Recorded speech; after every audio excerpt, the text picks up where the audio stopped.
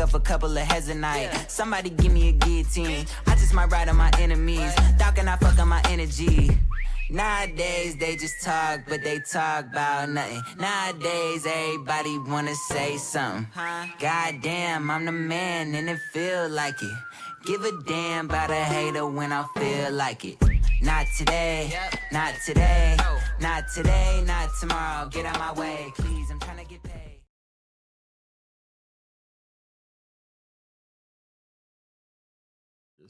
What is up, Earth's mightiest subscribers? It is your boy Ernie, the Blerd Without Fear. Got the homie Robo of Left Face TV. Welcome to, this is what, episode 75. This is a landmark episode. Episode 75. 3 quarters. Casual as fuck with the Nerds of Culture podcast. And the the woke shade room, the woke breakfast club, the woke New York undercover of just all of it. We're all New York undercover. That's it. That's what we are. That's the one. That's the one. And, I even shaped up my mustache like old dude now. Oh, I'm shit. ready. Look, I'm ready. I see you. I see. Look, hey, look, I see you out here. I Torres. I see you out here. Oh, goddamn. Oh my God. The things that I commit to memory. So I went to a barbershop yesterday. Oh, and, shit. Like usually, see, like getting my hair done regular, right? Like getting my hair cut regular. I said my hair done. My hair cut regular. I mean, my hair did. Shit, when I was in, it would just be like, just a quick fade, keep it short on top, boom, easy, right? Just got to be in regs. Yeah. And then now I can do whatever I want. So I grew it back out after I had shaved my head. And I went into a barbershop, and I told dude, and he's like, what do we want? I said, let me get like a low taper, just clean up the beard a little bit. It's good to go. I come out there looking like I don't know, Bad Bunny or some shit, looking like with the little Puerto Rican mustache thing going. I think he gave me this mustache because he was racist, kind of. I think he's like, Puerto Rican. I know how you all wear your mustache. He's like, no. He's like, that's how y'all do, right? That's how y'all do. Like, let me give you that thumb light. But you know what? I'm over here playing. I looked in the mirror. I was like, okay. That looks okay. I kind of like it. I kind of like it. No, that's good. I mean, I was gonna fight you like you. I was gonna come back to the barbershop and fight you at first, but now I'm just kind of like.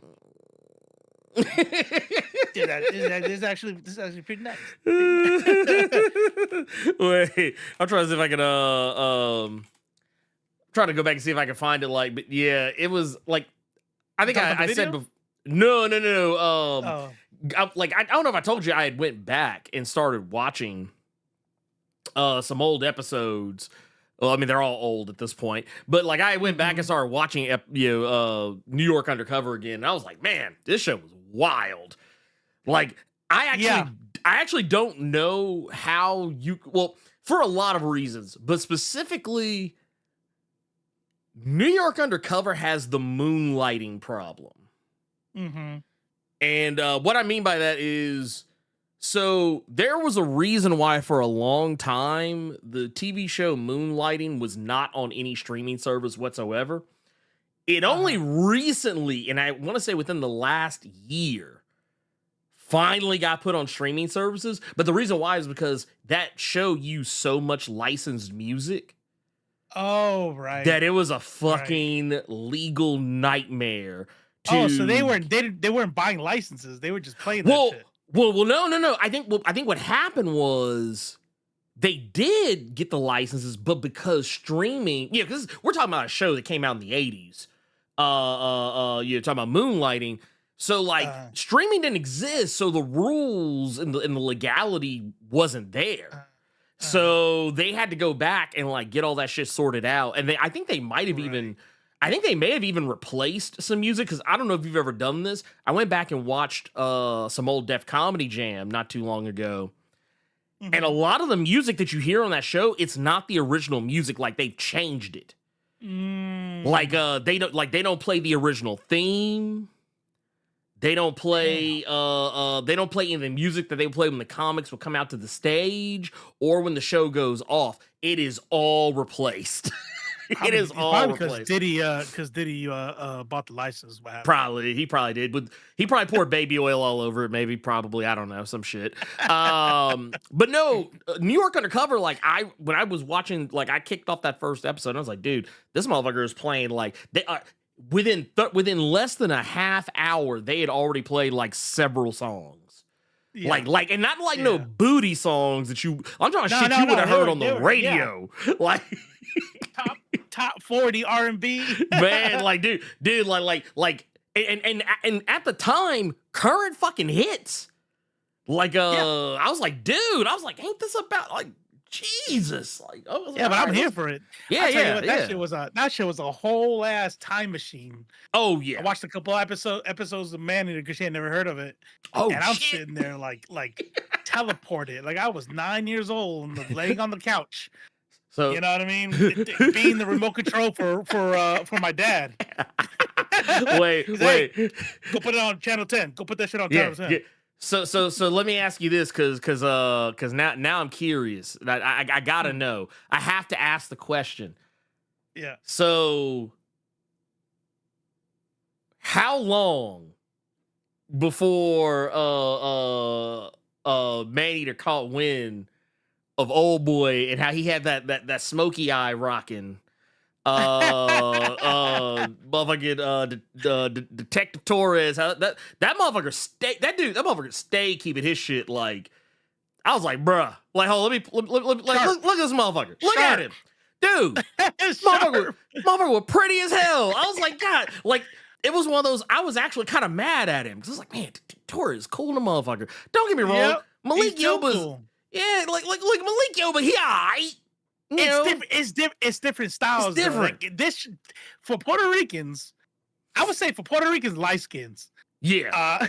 All light skins in the umbrella. This was like the model. Yeah. Like you were supposed to be like the sweetheart, right? You were gonna break hearts. You were late. You could sing, right? Oh yeah. But then what's the other dude's name? Malik something? Yeah, Malik Yoba. Yeah, he's like, I'll beat your ass.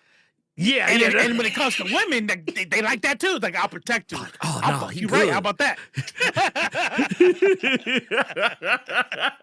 But just like, he looks a bit cockeyed. Damn, SEAL Unit 2000. Damn, man, why you gotta pull a hater, dude? I ain't gonna hold you. That motherfucker just like for real, just came out. Like, it was like, wow, what a sharp dude. Actually, it's kind of fucking ugly. Actually, I was like, God damn, you just let the chopper off on this dude. God damn, what we doing? But no, Hunchback of Notre Dame. What the fuck's wrong with his face? It's like, damn, he looking just. I don't know, man. He looked wild regular, man. I don't know. But no, like, I just remember, like, yeah, because you would see these. I mean, I imagine, as a, back in the day, really, either one of them, you're like, oh, okay, yeah, bet. But like, yeah, it was just like, you knew what time it was. Like, like, I remember when I was in school, and, like, some of the other, like, like the, girls my age that were like, back then, that were watching the show too, like they weren't never talking about Malik Yoba. It was always Detective Torres. It was like, look, man, he cool. Like, don't get me wrong, he cool. They wanted that Torres. Yeah. This is what it was. Yeah. Also, they did Torres dirty as fuck on that show. I ain't gonna hold you. Dick Wolf did the whole show fucked up. But like, yeah, they did Detective Torres. Yeah, there was a whole thing about that. I actually went down a rabbit hole when I started, because I even said, I was like, yeah, whatever happened to these dudes, and whatever happened to Torres, and Torres out there like, no, yeah, he was that, like, Torres was out there trying to be a socialist. Yeah. Being like, no. For real. I am the actor. I want my share. You over here getting fucking millions on millions stacks. And you like pay off me me. shit. Yep. And then the other people were like, yeah. And then Dick Wolf was like, how about this? How about I just turn the fucking show off? Yeah. He's like, no. And Torres, whatever the actor's name is, was like, he's like, do it. Everybody else was like, oh, hey, time out. They're like, all right, wait, hold on. Yeah, look, wait a minute. I said some stuff, you said some stuff. You know, I think we just all need to calm down. Well, because so for those of you, what actually happened, they killed that motherfucker's character off. Pretty much. That's why, that's why, though. Yeah. Because he stuck to his guns and was like, nah, fuck that. They're like, okay, cool, you fired. Like, yeah, killed him. Get his ass up out of here. They brought in old boy here in the middle. Old boy in the middle right there. They brought him in as a replacement, and nobody fucking liked him. That's not Tommy. Oh, Tommy from Living Single? Yeah. What was it, Martin? Sure shit is Martin. Who's I thinking of? Well, because this shit is Martin. Well, this was the wild shit, because this, I think, I can't remember if this used to come, I know back in the day, like, it was like Martin, Living Single, but once all that shit went off, it was like, okay, bet. New York Undercover Time. Let's go. Let's fucking go. Yeah. But no, dude, that shit was wild crazy. I was here for it. But yeah, what's his name? Was it Michael De Lorenzo? I think was the actor's name, played Detective Torres. That's him. But yeah, dude, they were like, no. He died? No, I think he's still good and alive. Yeah. Well, no, like the character. Yeah, the character. Oh, but not. I see. When he died on the show, got it. Yeah, I'm about to say, yeah. Hey, let me tell you something though. You know what's wild? Oh, talking about Tommy. Oh, okay. Yeah, okay. Never mind. The actor. We were talking.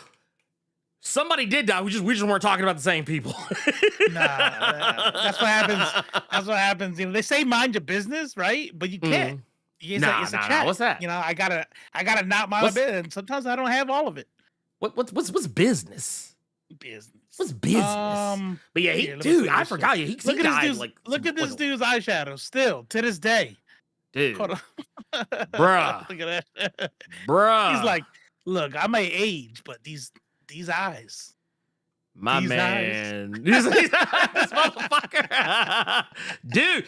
Oh my god. Okay, yeah, let me pull this up. Let me I got to pull this up. Y'all. I didn't know he was out here like this. I didn't know our mans was out here like this, okay? I didn't know. God. Oh, I gotta zoom in on the shit. Dude, bruh, he still got it. He got the smirk and everything. Dude, this dude's probably like 75 years old. Still will snatch your wife up. Well, no, here's the fucked up part. Don't leave your wife around me. Here's the fucked up part, though. When I was looking it up, it looked like, I forget exactly what year he was born, but it kind of looks like someone just like took one of his old pictures and put the age filter on it. Like, they're like, yeah, no, just age filter. That's just age filter, man. Ain't nothing to worry about, baby. I'm still out here. Elite got a point, though. Elite does have a point. His eyelashes need to be shaved if he wants to be a little bit more masculine. Oh, you know what I mean? He's right. You know what? Yeah. You know what? Real men don't have eyelashes. He right. No. Nah. He's right, because you know what? We don't do that. You have to shave those off in order, because you shave them bitches off. Get some too dirt in your eyes. Get some eye infections, like a real man. Dude, let me. So check this shit out. I showed that shit to Cynthia the other day. I said, check this out, because I didn't realize she didn't know about it. Mm-hmm. And I was like, yeah, you hear about this trend? I was like, there's this trend going around. Motherfuckers shaving their eyelashes off because they said it's too feminine to have eyelashes. Bruh, don't let these motherfuckers find out that women got hair on their arms. Don't let them. They do. Don't let them find out. Remember when they found out when old girl from I keep wanting to say Horizon. Oh no, Horizon Zero Horizon, Dawn. Horizon Zero, yeah. But she had the peach fuzz like on her face. Dude, they lost their shit. Oh, what is that? I'm like, oh, do you know we're all mammals? Did you not? Oh, every single time. Let me tell you something. I've learned. Bruh. Just in case there's any young bucks in the chat. Let me tell you something I learned. Not a long time ago, actually. I'm not gonna even try to front. I'd say about maybe 10 years ago. Mm-hmm. I figured out how to tell when a dude gets no play. And they tell on themselves every time. Like, I'm like, oh, they'll say this thing. And every time I hear it, I'm like, oh, you don't have sex. You've never been close to a woman. Yeah. It's like or if you have, it's been briefly or one night stands or drunk or some shit. But you don't get play. Nah. And there's two things. When you complain about like peach fuzz, when you complain about hair on arms and shit like that, it's like, oh, you didn't know. Nah. Because you know. And then the second thing is when you're talking about like, I'm not. Let me choose my language. We want to try to get you that plaque still. The lady curtains of the leather. Oh, yes. And it's the steel curtain. Bro, yeah. Like, do you think that there's only like one kind? There's like 70,000 different, and they're all beautiful. And you should be so lucky to be inside any of them. But you're gonna like, if you laugh at somebody things like that, I'm like, okay, you don't get play. That's what it is. That's what you ain't touched a woman. You're either a virgin and you only know porn, or you've had sex like 3 times, 4 times. Like you don't. Yeah, those are the two. No, it's to me, it's always gonna be a person who, has never, and more specifically. Because I actually watched a video about this the other day. Oh God, I can't remember the name of the YouTube channel.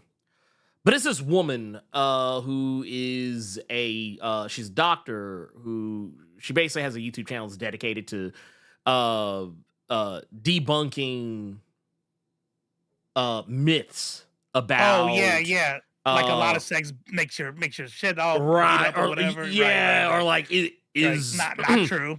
is does masturbating ruin your libido? Like stuff like that. Like it's a like mostly because like it's really well, for one, I'm gonna be honest. I'm a male.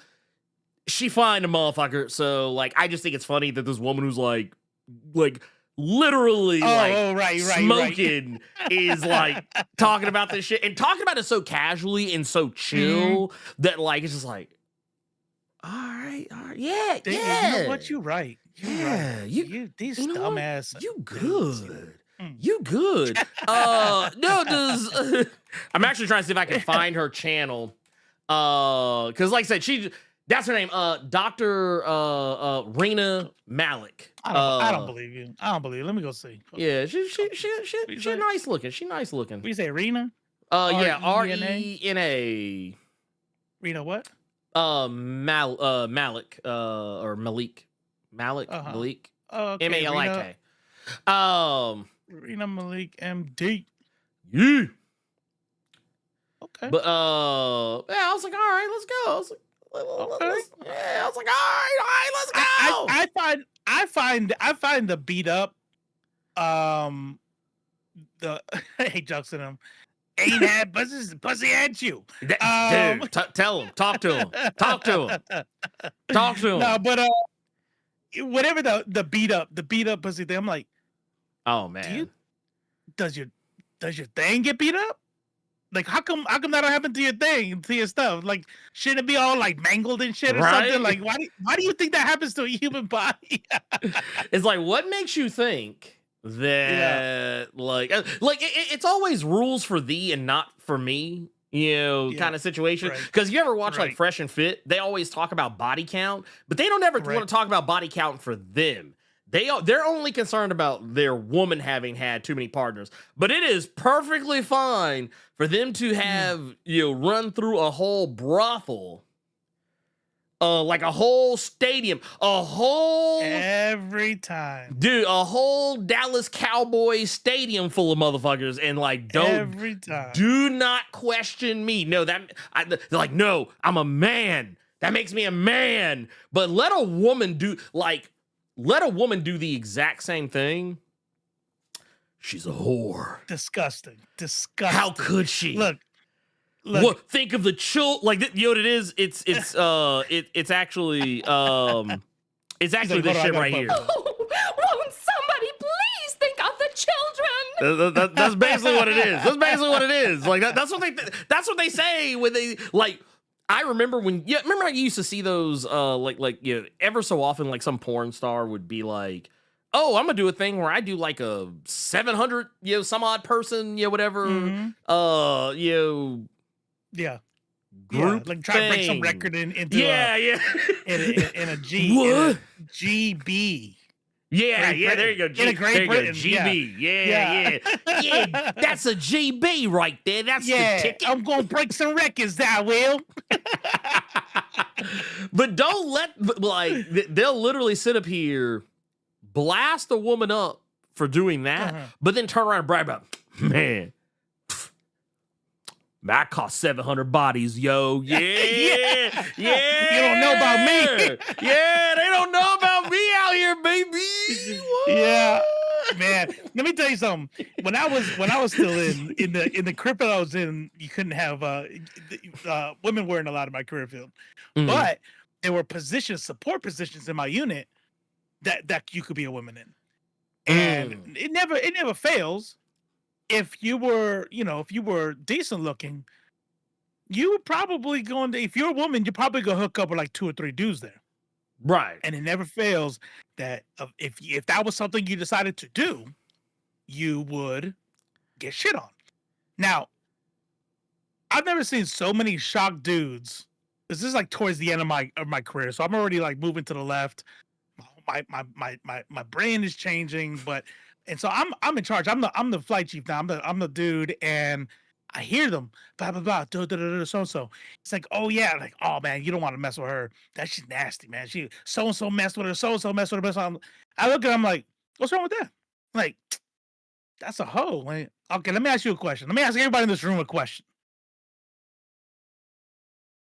If you went to a unit with a bunch of fit, hot women, and you were the only dude, and like 80% of those women are thirsty as fuck trying to get in your pants, what are you doing right then? Like, we're in a combat unit, so all of us are like in really good shape. She gets her pick of the litter. All you guys are thirsty and desperate as fuck, and she just gets to pick, and like, she's supposed to not fuck nobody? I mean, and everybody in the whole room was like, damn, that's a good point.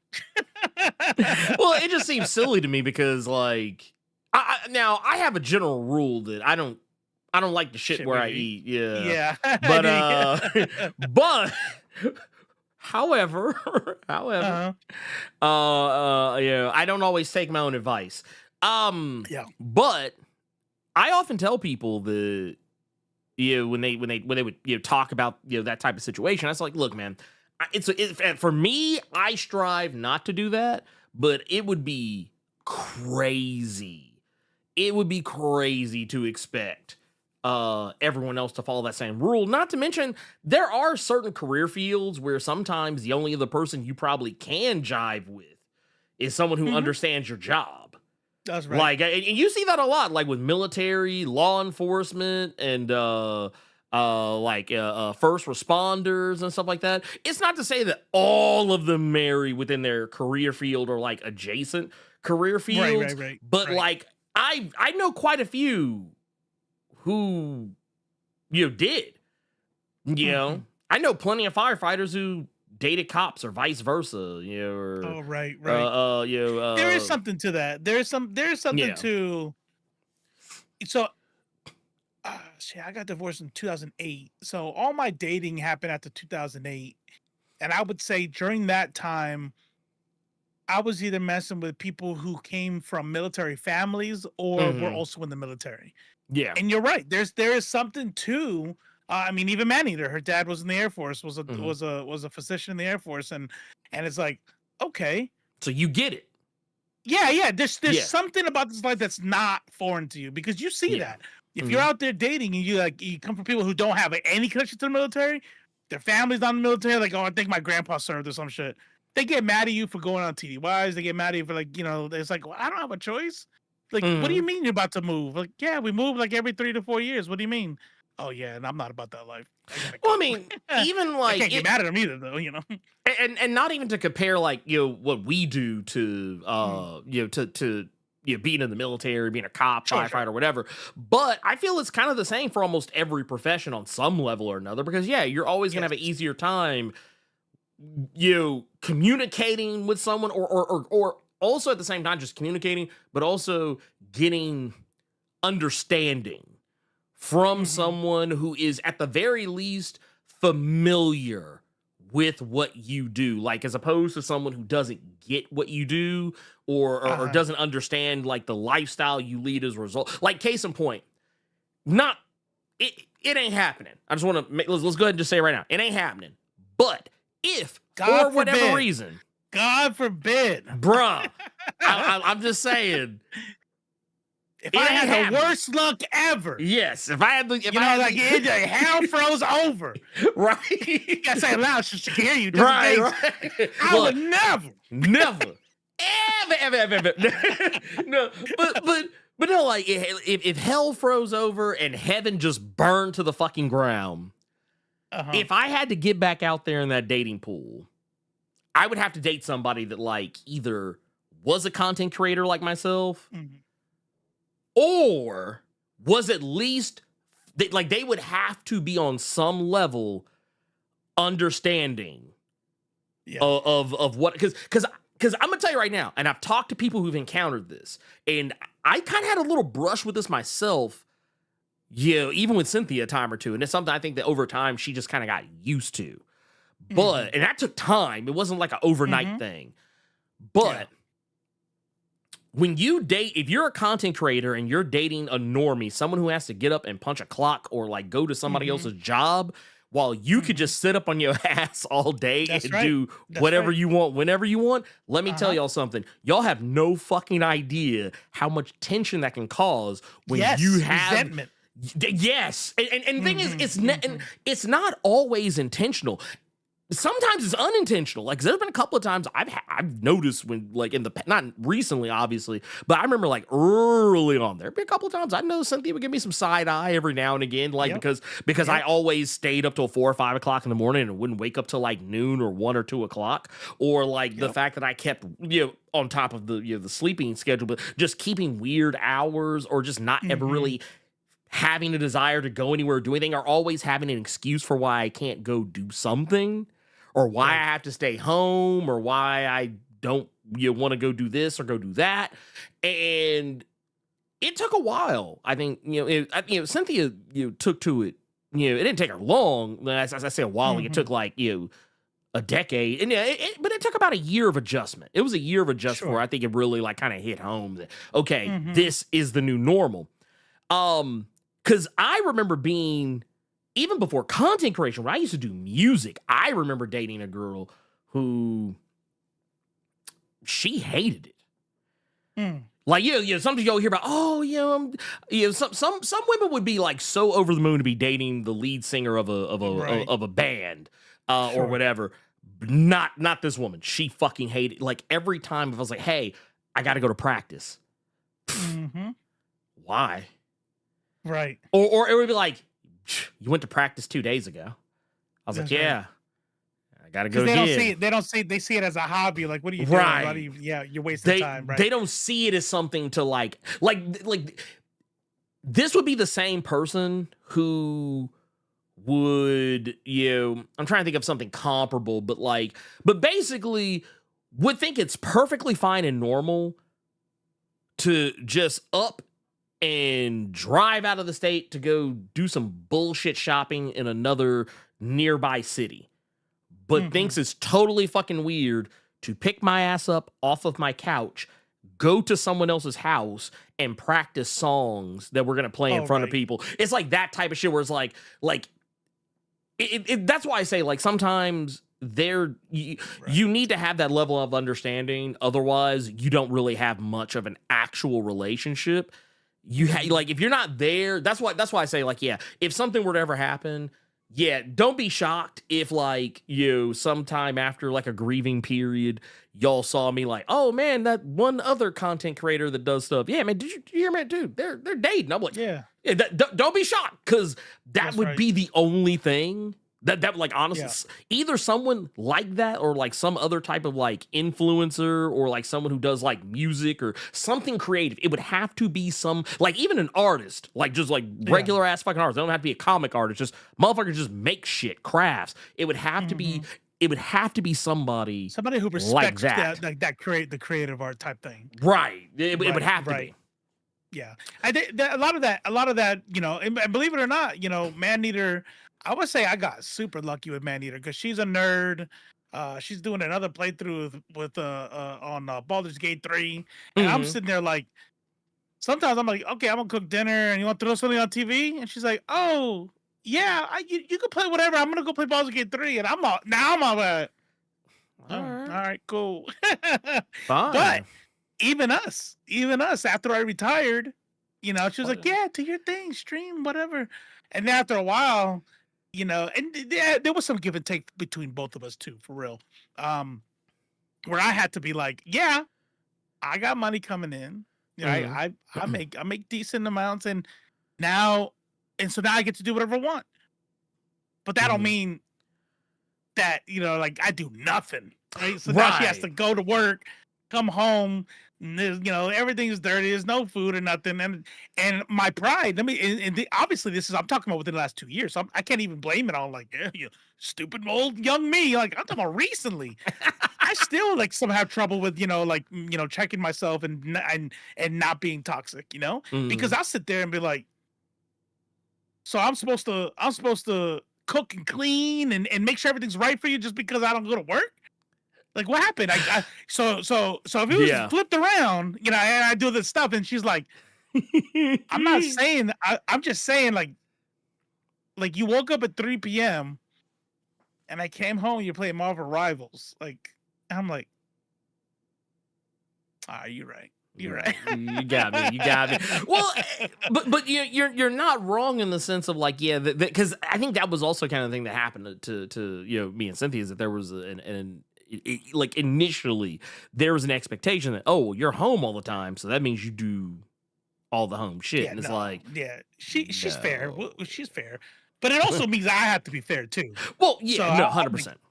She's not gonna come home and then I'm not gonna expect her to cook and then also clean the house and do shit like that. Like, if I don't want to do any of that, because she's also said this, she's like, okay, if you don't want to do it, let's just get let's go find some like a maze, see if we can budget that in. And I'm like, hell no. I promise you. What's that? So Double Toasted is a movie TV review YouTube channel. They used to be called Spill.com. I remember that. some many moons ago, but the lead guy on it, Corey Coleman, he got married not too terribly long after they transitioned from Spill.com to Double Toasted, and I didn't know this for a while, but apparently a ways back he got divorced, which it was kind of weird because they seemed incredibly happy, at least at first. But I did notice that sometimes he would bring his wife to be on their show where they'd be talking about movies and shit. And I was one of those things, like, I don't know, I have a sixth sense for this sort of stuff, but, like, I can tell when motherfuckers just ain't happy. Nah, yeah. And, like, when she would be on the show, like, you could tell she did not really want to be there, like, at all. Right. And yeah, apparently they split up, and Corey has not been right ever since. Damn. Look, I would be lying to you if I didn't say something along those lines was going through my head. But I wouldn't be so stupid as to say it out loud. You know what I'm saying? No. I would. But I was, even if it was in my head, I just had to check myself. I'm like, Yeah. Let me stop. Let me stop. Let me stop. I mean, and this, to this point, yes, I think content creation is art. Well, let me be 100%. clear. Let me be clear. 100%, yeah. Mm-hmm. There are some instances of content creation that I don't think are as artistic as others. Sure. But yes, I do believe by and large, content creation is art, especially if you create art, like you actually create like traditional art while doing so, even more so. But yeah, like when people like it's not to say that you just because you uploaded a recording of you farting in someone's face, not to say that isn't art, but I don't think that it's the same. I think that that's at the point where we're like, okay, now we're talking apples and oranges here. What if I have AI read Reddit AMAs, and I put that over like mobile temple run games, or some Minecraft building? If I just do that, and I have like 200,000 followers. I mean, I would respect the game, but I wouldn't call it art. No, I don't even respect the game. I'm a hater. I'm a pure, unadulterated hater. I want bad things for those people to have. I actually watched one of these videos. It was I forget the name of the channel, but it was this. Okay, all right. You know what? Here, let's real quick. Wait. Corey. What's his whole name? Corey something? Corey Coleman. Corey with a K. Corey with a K. Oh, there's another Corey. There's another husband-wife thing. They do funny shit. The guy who does he guest spots on the button sometimes. Oh yeah, I know what you're talking about. Yeah. I thought you were talking about them. I'm like, oh, they got divorced. No. That's somebody else. But no. But like, here's what I will say. There is something I always find interesting about YouTube and content creation, and I've used channels like this before to give me advice and maybe put me on game about stuff I didn't know. But there's lots of YouTube channels out there that'll kind of teach you how the game works, like how to do certain things in a certain way that might help you reach the audience that you want to reach. That said, I always find it interesting when people who don't have very many followers are the people who do that. That teach other people how to blow up their YouTube channel. Right. But I saw this. Speaking of, by the way, people, I got a seminar coming up, how to blow up on Twitch. And What? Do you want to be streaming to about 10 to 15 people too? Hey, I can show you how. Let's go, baby. Let's go, baby. No, I mean, I'm gonna keep it a buck with you. Not knocking these people, but like I remember seeing this was a young lady's channel that it was basically trying to teach you how to create an automated YouTube channel, like to have basically in an effort to have passive income. And this stuff all uses AI, so just kind of know going in that this is the vibes, and it's also why I didn't do it.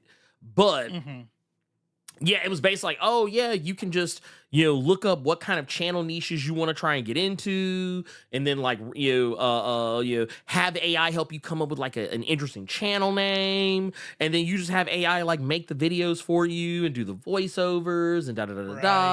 Yeah, but it was literally for all intents and purposes, I won't say 100% automated, because I mean you still kind of have to do a little something. But like it was basically this person teaching people how to basically do it. Have those faceless channels that like you never see the person, and you always hear some voice that sounds very likely not a real person. Hey, I would be a stone cold liar. Yeah. If I said, I'm like, maybe I'll do that. You know what I mean? I wouldn't tell anybody. I mean, look. If I had maybe I got 200,000 souls right now. Who knows? I mean, you know what? Honestly, I mean, I'll keep it a buck with you. While I don't personally get jiggy with the idea of using AI for stuff like that, I will say this: if there was a way to do it ethically. Which there is not. Right. But if there was, I would totally do it. And here's the thing. Here's the fucked up part. I would never tell y'all about it. Like, even still, I would not advertise it. It would just be one of those things. Like, if you someone... know why, though? You know why you wouldn't. Yeah, and same reason why I wouldn't. Oh, yeah. Because we know we'd be wrong. Yeah. we know. Oh, yeah. Well, here's the thing. Here's the messed up part. Like, I don't know how many of y'all have ever watched the show Poker Face, but there's an episode where there's this, well, actually, to be fair, it kind of pops up throughout the show.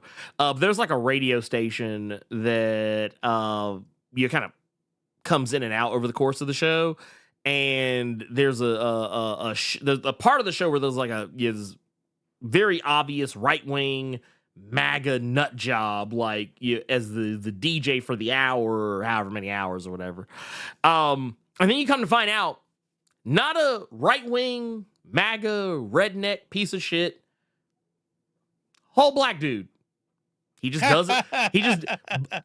But he does all the personalities on the radio station. Yeah. It's just that he does that one because, well, that's what people wanted. Watch it. That's right. People watch it. So yeah, like I said, I would, like I said, yeah, and just whatever it was, yeah, y'all would never fucking hear about it. I would never volunteer that information ever a day in my life if I had the desire. I see that shit on Threads. On Threads, it's like you'll see somebody who'll get like a comment and it goes viral, and it's like, please tell me you fools aren't out there on ChatGPT using it like Google. And I'll be like,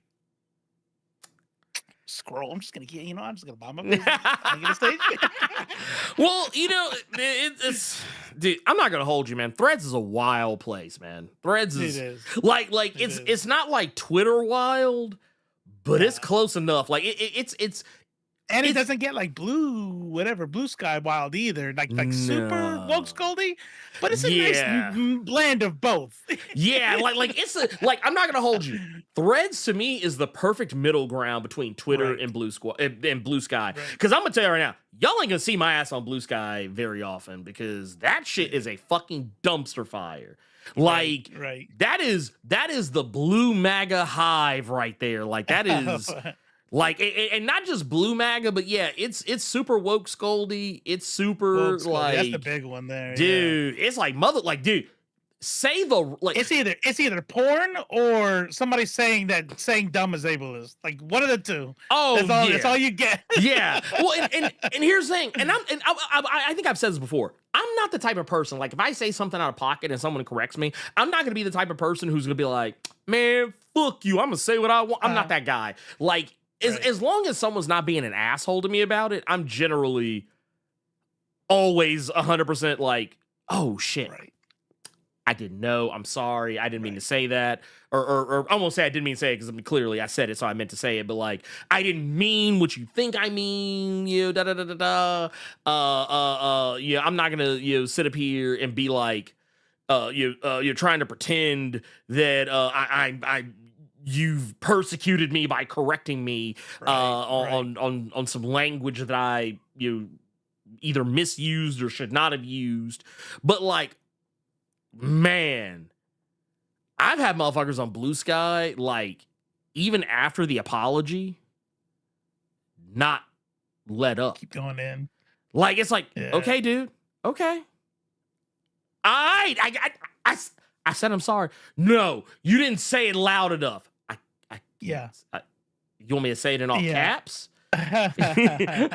No. Yeah, I got three types of reactions. There's three types of like woke scores. I either get it and I feel bad. Mm-hmm. That's one.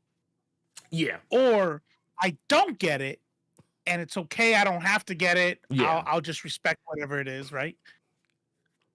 And then there's I don't get it, but I know it's fucking stupid and I ain't fucking playing this stupid ass game. Right. Like that's you're not the supposed one to say stupid.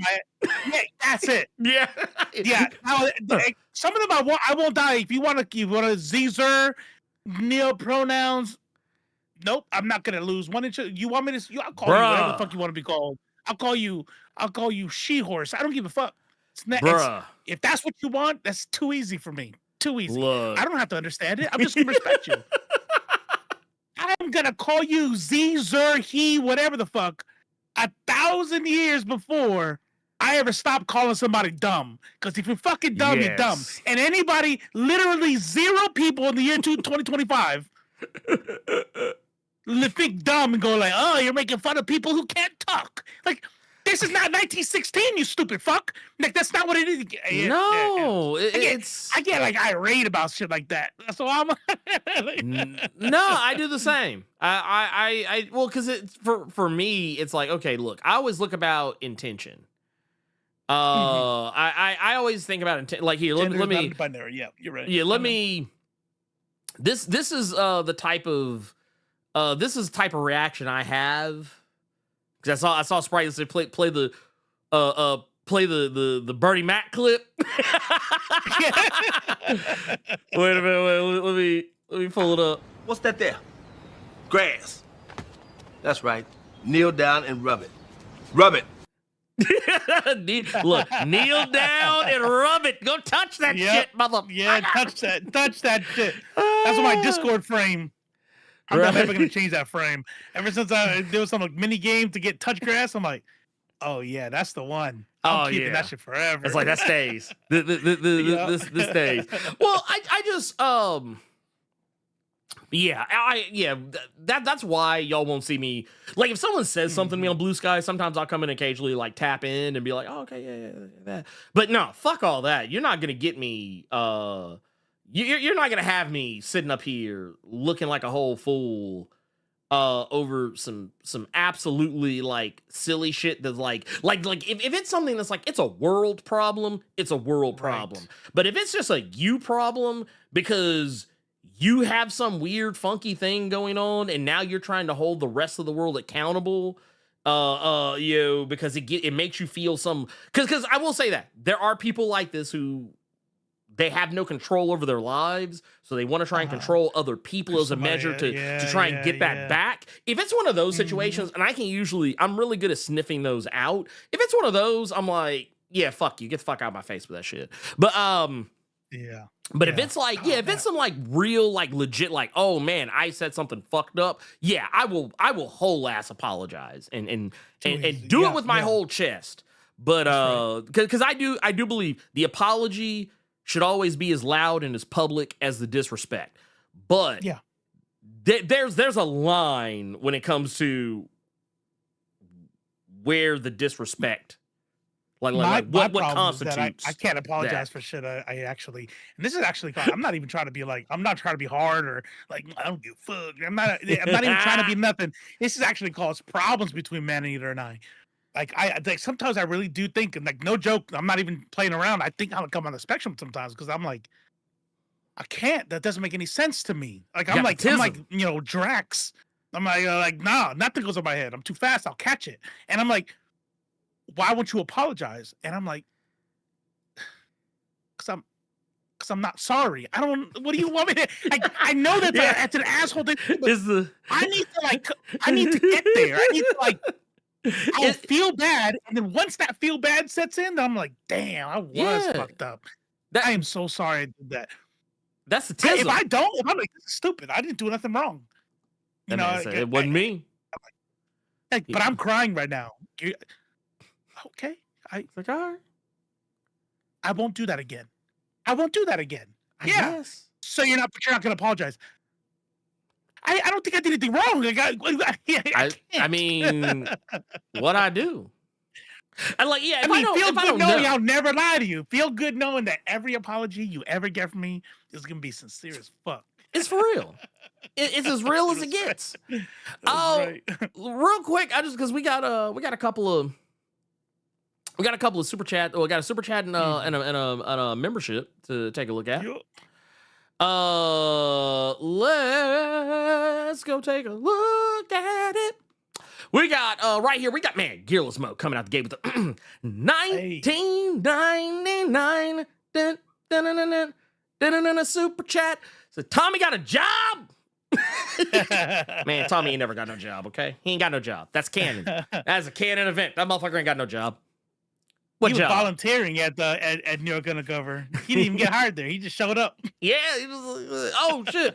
And they're like, man, he know we ain't paying him, right? Does anybody know this guy? He just sits here.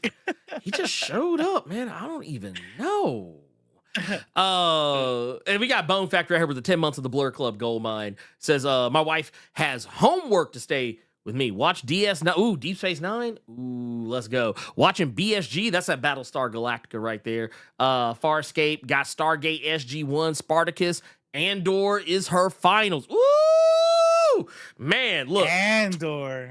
You know what's funny about all of that? Deep Space Nine. Nostalgia. I remember it used to be on TV. Mm-hmm. Battlestar Galactica, never watched it. Farscape, never watched it. Stargate, watched a couple episodes, never watched it. Spartacus, watched it. And the dude died. And then they came out, but I never finished the whole thing. Mm-hmm. Andor. Man. Andor is my shit, and I am so mad at myself. Because I watched the first 2 episodes of Andor, and I'm like, man, I want some space wizards. Give me space wizards. I need magic. He's like, nah. Stupid. I want to go back in time. Stop. Finish watching the goddamn Andor. Now look at it. Man. Now look at it. Yeah, that shit is too good. But also sad because, well, when we get into it, we'll talk about it. It's not for the faint of heart. I'll say that. Way before that, real friend. Oh yeah. Well, here's the thing. So I remember when they first started talking about making this as a TV show. I remember the discourse because it was like, okay, yeah, we just had Rogue One come out, and had Solo, got the sequel trilogy, popping off, Mandalorian, all other shit, and they were like, man, yeah, we want to make a TV show about the motherfucker that died in Rogue One that is like set before the original trilogy or whatever the fuck. And right. I was like, I mean, don't get me wrong. I was like, that shit? I was like, yeah, because that was me. I said, okay, first off, I already know the motherfucker gonna die. I seen Rogue One. Yeah. I done seen that shit. I don't need that. And like, I was one of those guys. I was like, look, I was one of those guys. I was the guy who was like, yes, we do not need. I was like, look, give me more Mandalorian. Before Gina Carano had lost her goddamn mind, I was like, yeah, give me the spinoff with her. I was like, yeah, right. give me like some Jedi shit. I was like, I don't want to see no regular men out here doing rebellion. I was like, I didn't seen that already. I don't know how many times I'm not gonna we gotta learn our lesson. How many times we gotta learn our lesson? Somebody comes to tell me, he's like, "Hey, do you like Batman?" I'm like, he's all right, I guess. You know what I mean? I'm more of like a cosmic, I like shit like Silver Surfer and shit. He's like, okay. But have you ever heard of Penguin? Penguin? Bitch, about some goddamn Penguin? Oh, is that shit? Get that fucking shit out of my face. What? I'm over here crying because he killed a kid. Oh, man, that shit was good. That was a good ass show. That was a good show. Wait a minute. Wait, let's see it. Let me see if this is the right one, Bill. If you don't get that bullshit out of my face, bitch. That was me. That was me the whole time. That was me the whole time when they were talking about we making Andor. I was like, man, get that book. Get that shit out of my face. But no, and you know what? I did, and I'm gonna tell you how I keep that same energy. I was still saying that shit by the end of the first season finale. Wow. I was like, dude, I don't give a like you see people like when they got I know like how that. this ends. Fuck about this shit. I was like, I don't give a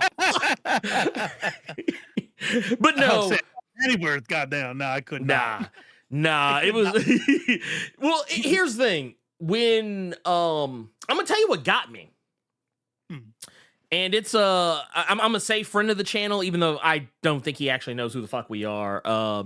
But Mehdi Hassan, you know, I assume he knew who we were. Friend of the channel. Yeah. I think you know what? How do we not know? We don't know he's not a friend of the Look, just roll with it. He loves it. Just like FD Signifier. FD Signifier, big fan. Big time.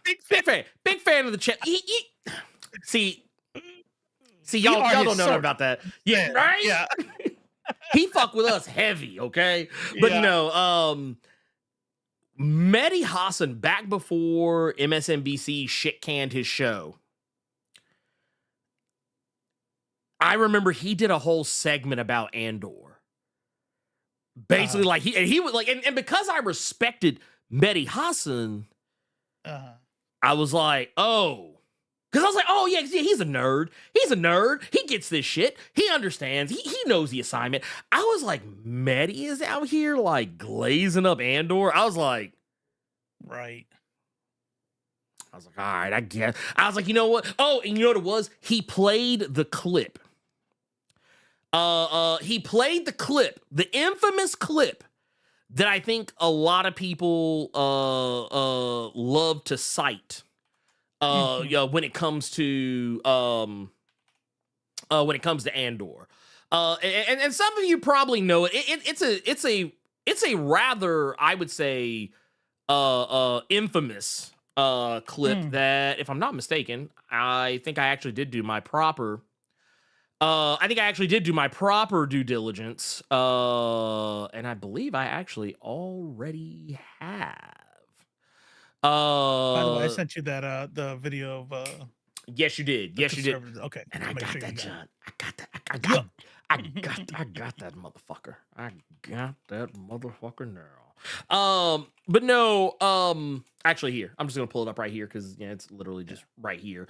But one of the things that that he showed. One of the things that he showed that I really took stock of was the speech.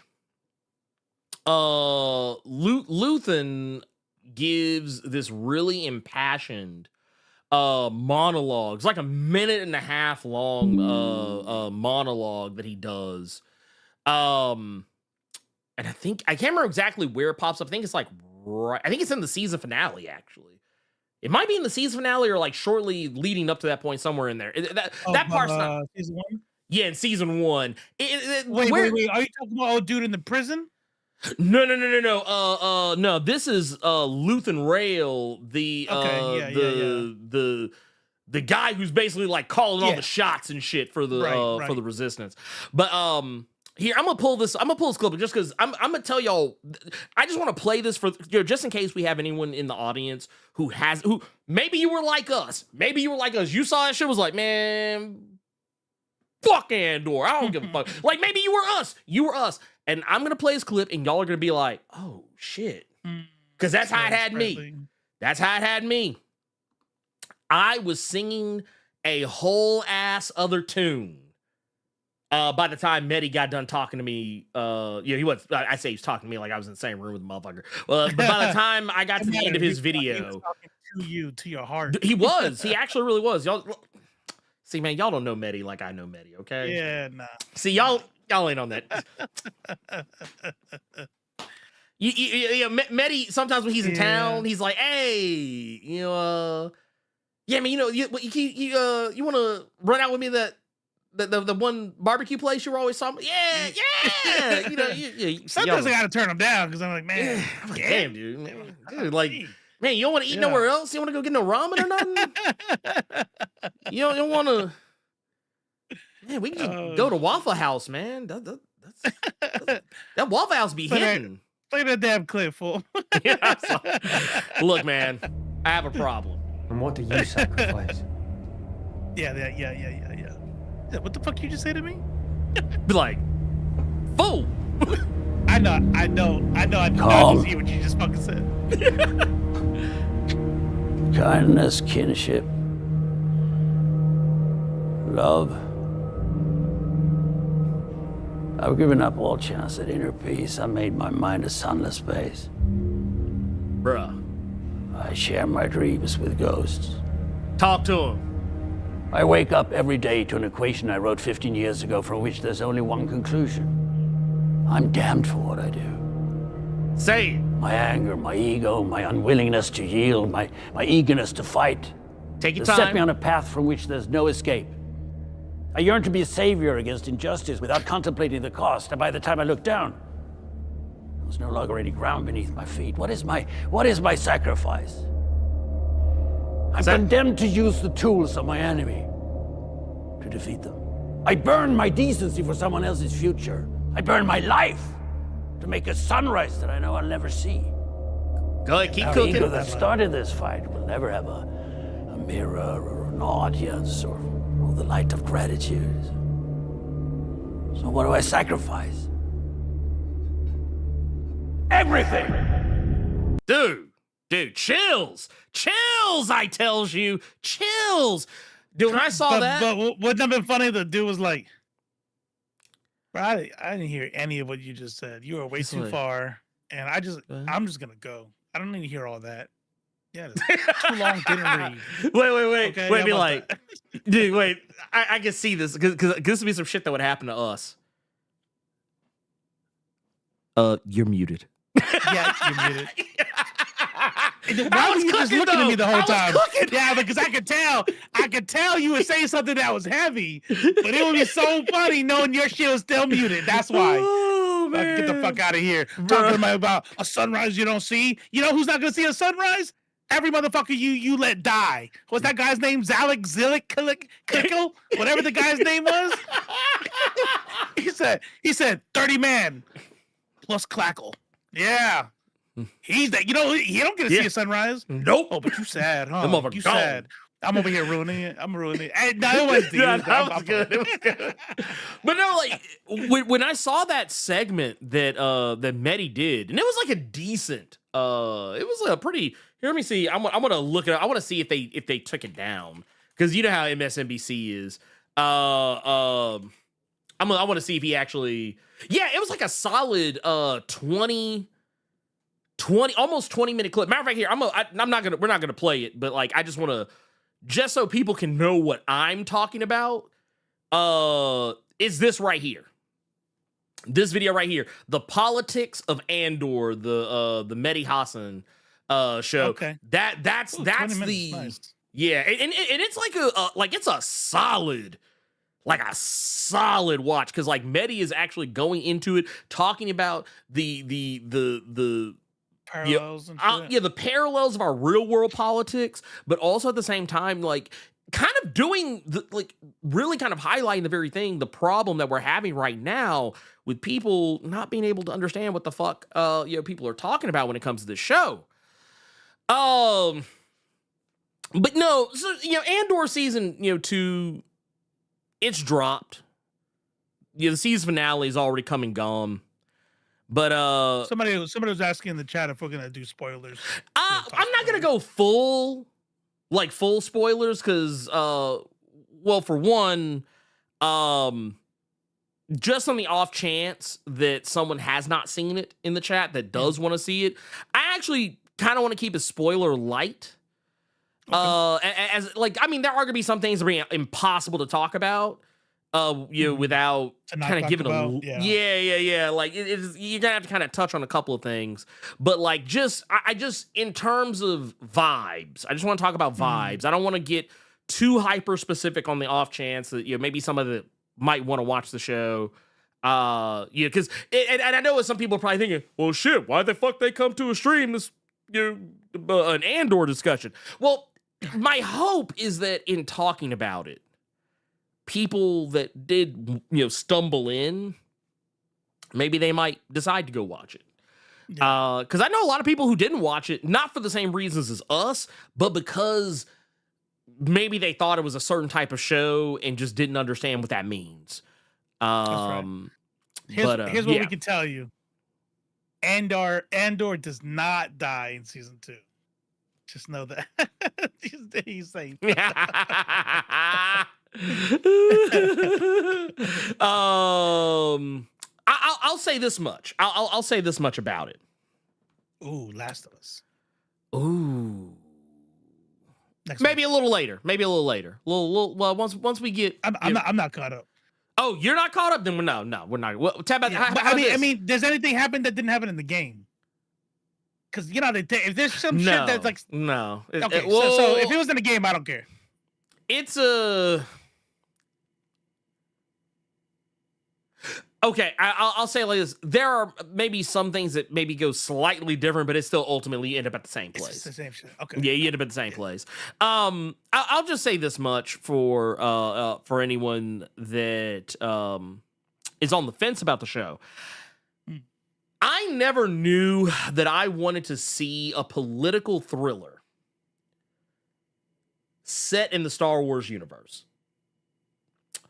Because that's basically what this is. This is a political thriller of the highest order. This is some fucking, like, if you took like some John Grisham, fucking Tom Clancy, just threw some George Lucas in there. That's basically, kind of, if you throw it in there, hit puree and pour it into a Star Wars cup. That's basically what you get when you get Andor. But because it's not really, like, I'm not going to hold you. There's not really very many moments of mysticism in this show. Like if you go into this expecting to see, is there a Jedi character that's going to be? No. No. I mean, I finished, I'm a couple episodes into season 2, and I'm pretty sure not even I don't know if it's even been mentioned. I have not seen anything mystical unless I missed it. There is a plot element that has to do with the Jedi, but not like in a direct sense. And there is a character who shows up at a certain point. In season 1? No, in 2. In season 2. There's a character that shows up. They never use the word Jedi. They never say the word Force. But there is a character who does something where you're kind of like, ooh, I wonder if they're like talking about like that monk on Rogue One. Kind of, but less obvious. It's like it's more of a they really kind of play it down to where it's like they never say the words. They never say anything about the Force. They never say anything about Jedi Temple. But there's a character who very clearly has some connection to something. Whether it's the Force or because really when you think about it, the Force kind of moves through a lot of different things because it's not just the Jedi who have it. There's other characters out there who can manipulate the Force. They just do it in different ways. Like you have like the Night Sisters. That's like probably one of the greatest examples of people who can manipulate the elements of the Force, but they're not running around with fucking lightsabers and shit. Right. No, 100%. But yeah, what you're saying is it's Captain America and Winter Soldier of Star Wars. I feel like not a bad one, but I would say more like I feel like it's everything the Patriot wished it was. Oh, gotcha. Right, like that feel like, but the Patriot like sucked it at telling us like what was really sacrificed by the working class to get shit done. You know what I mean? Like how many people died to make sure the business owning class. I haven't thought about that movie in 5 fucking. It used to be ever my favorite movie. Really, my favorite fucking movie. Yeah, dude. That's because it's a movie that speaks to chuds. Like you know what I mean? Like it's a movie that speaks to conservatives and you're in the military, a young guy. You're like man, that would be so awesome. I'm like, oh, you're a fucking nerd. You're not ready for revolution. And that's actually, you said that. That is exactly how I feel when I watch Andor. That's what I find sad. I'm like, I watch Andor, and I'm not even through to it yet. And I know what happens in Rogue One. I'm just talking about all the shit that went down in season 1. Oh, yeah. And I read that, I'm like, we ain't never gonna have a revolution. No, nobody's ready for this shit. I can tell you said you said you've watched the first little bit of first I think I'm on I think I finished two episodes. Yeah, I finished 2 or 3 episodes of season 2. I'm gonna tell you what got me. I'm gonna tell you what pissed me off, but also not because I thought it was bad, but because like it was so real. It was these motherfuckers. Yeah, I was just about to say those two groups of people, real as fuck. That's literally. Actually, I'm watching this one, and I'm sitting here and watching. I'm like, that shit would happen. Mm-hmm. And you know what's funny? They're the leftists. No, 100%. This is why I say the show is so good. Because I'm not gonna hold you. At first, when you open the show up, there's the fucking shenanigans with the spaceship, which I thought was fucking hilarious. But after that, the show gets fucking serious as a heart attack. Once Andor gets that fucking prototype tie out of the fucking facility and it gets away from the Empire, the show becomes serious as a fucking heart attack after that. Yeah. Because when you get to this part right here where he's captured by these two idiots, they're not with the Empire. No. As a matter of fact, they fucking hate the Empire. Right. However, they're part of the rebellion, but they're their own militia. They have their own shit. Yeah. They're their own fucking cell of the militia, and because they're their own cell, and not only that, on the outskirts of things, Yoda reminded me of. I'm gonna tell you what these guys reminded me of. They reminded me of the way the left had that schism after the election, where there were people like that. That's where you start seeing your blue MAGA come out, and like it was like all of the like liberals started blaming the progressives for why they lost, but didn't want to look at the actual like bigger picture that was really going on. It was also one of those, because I even dealt with it myself, because I think I had posted something to the point where I was talking about how I fucking hate liberals. And then someone was like, well, what do you mean you hate the left? I was like, not all of the left are liberals. I was like, liberal is just a faction. It's a part. It's in the spectrum of left. And even then, you can only say that because we live in the United States. In the United States, in the bigger picture, they're like center right. Yeah, I was gonna say and that's the thing I always kind of love about. I both love and hate about this country is that even people who are considered traditional leftists in this country are basically just fucking Republicans anywhere else. You go to any other country, these are fucking right-wing conservatives. Right. And status quo. That's how far backwards our country is that like when we talk about like conservative, right, to conserve traditions, like what is now the status quo in most other countries we consider radical and shit. Like, I don't care. What are you, fucking communist?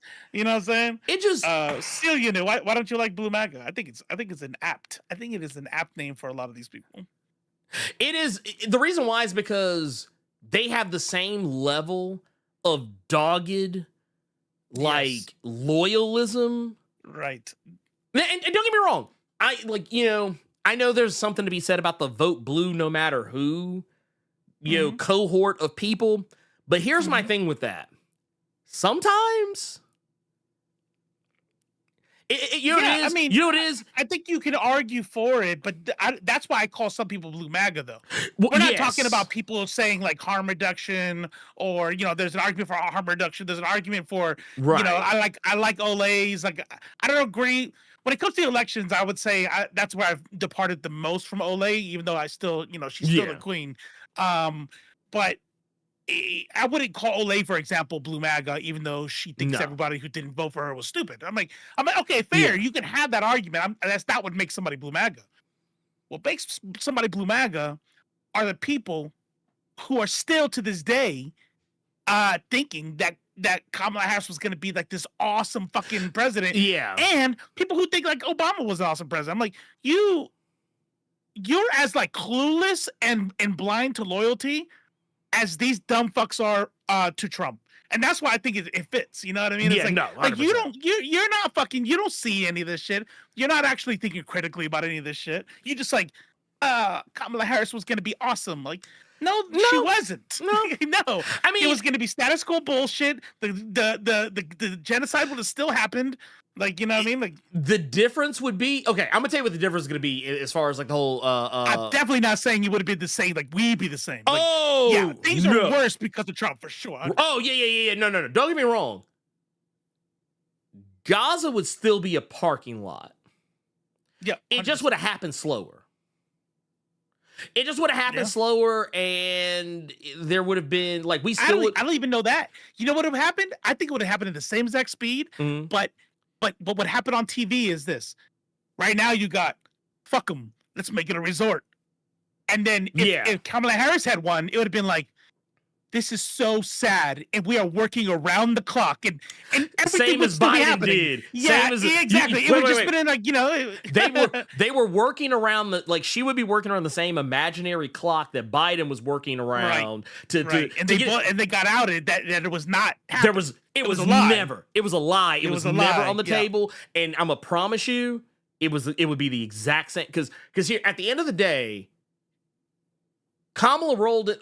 Man, I didn't mean to divert this far off into Kamala Harris, but I will say this about Kamala Harris. This is the thing about her. Well, last word right here. Yeah. The thing about Kamala Harris, I think a lot of people need to accept. Yes. Should we all have voted for her as opposed to voting for Donald Trump? Yes, because it would have been better than what's going on with Trump in a lot of aspects. However, I get why some people don't fuck with her on that level, and it's because she really has no political identity. And for those that think that, well, wait a minute, she's a leftist. No, that's not what I'm talking about. What I'm talking about is, y'all remember when she tried to run the first time? When she tried to run the first time and like someone asked her about Medicare for all, or they asked everybody about Medicare for all. Bernie had his hand up first, and then like she kind of like,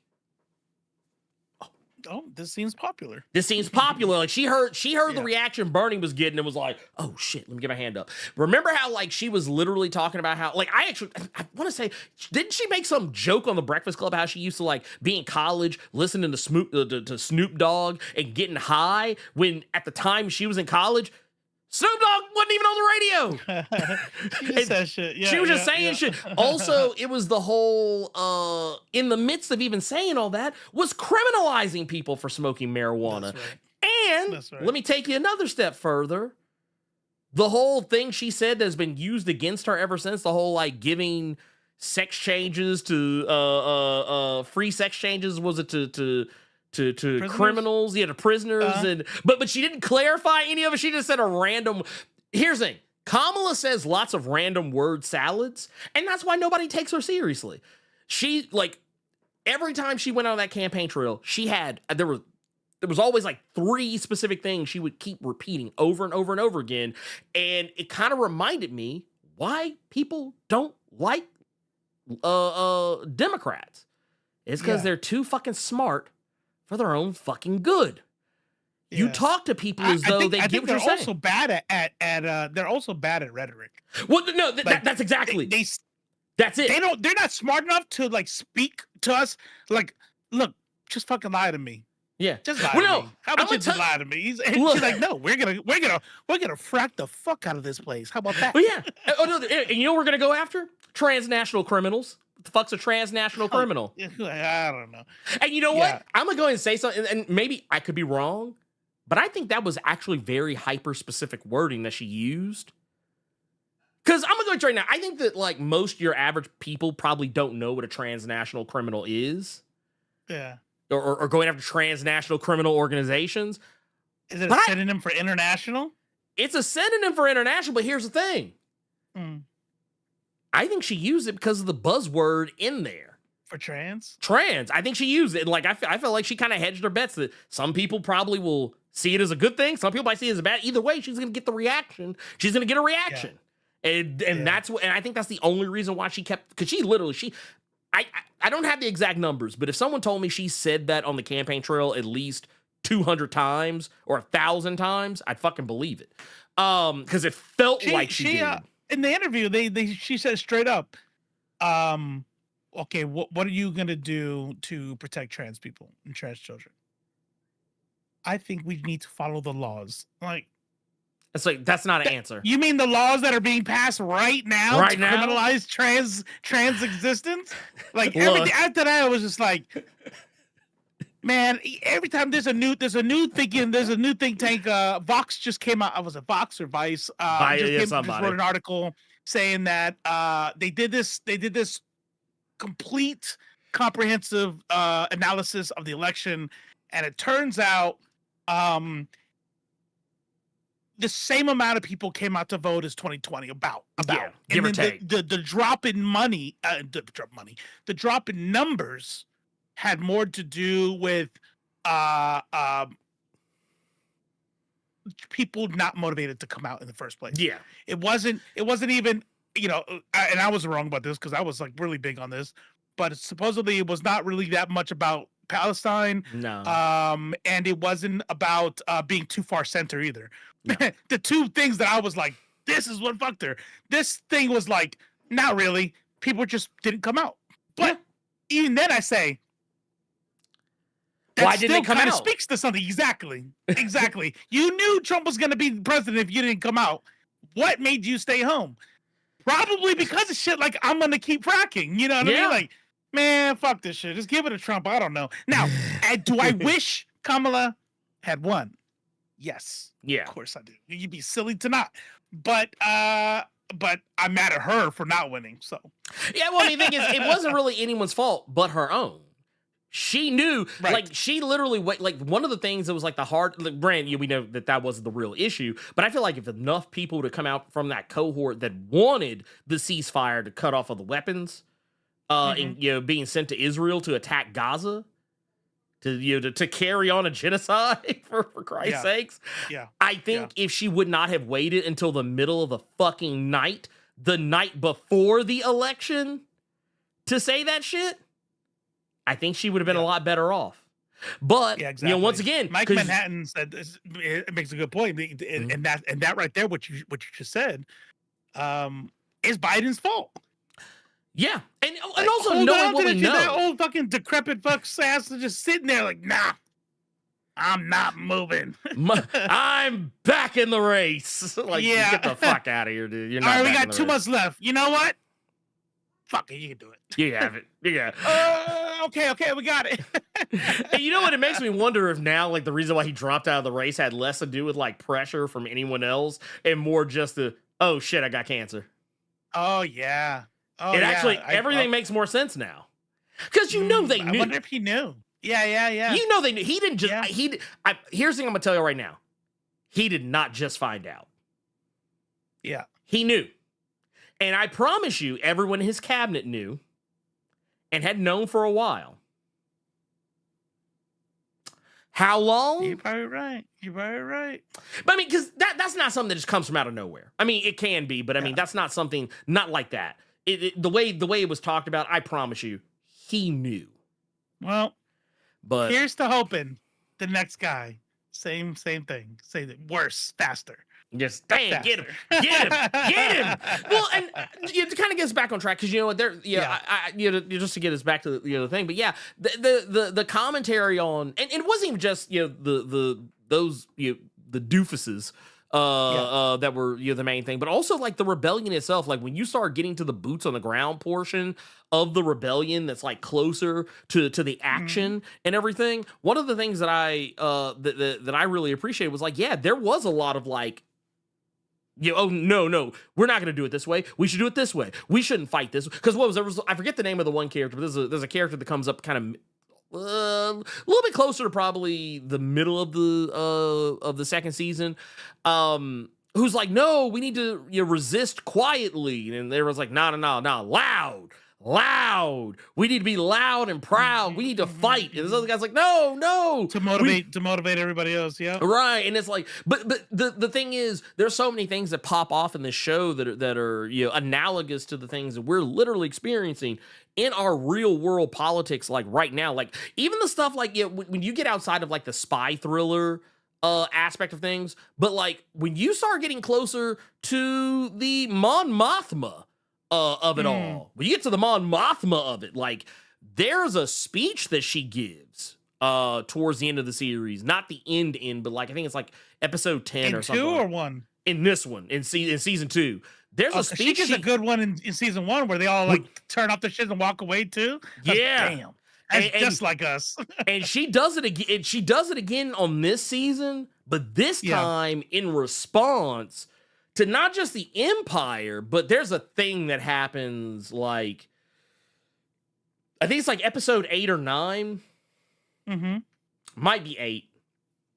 I won't go too terribly deep into it. But basically, if I didn't know any better, I would say, man, this sounds like an allegory for Gaza. Where the Empire uses an unnecessary show of force against the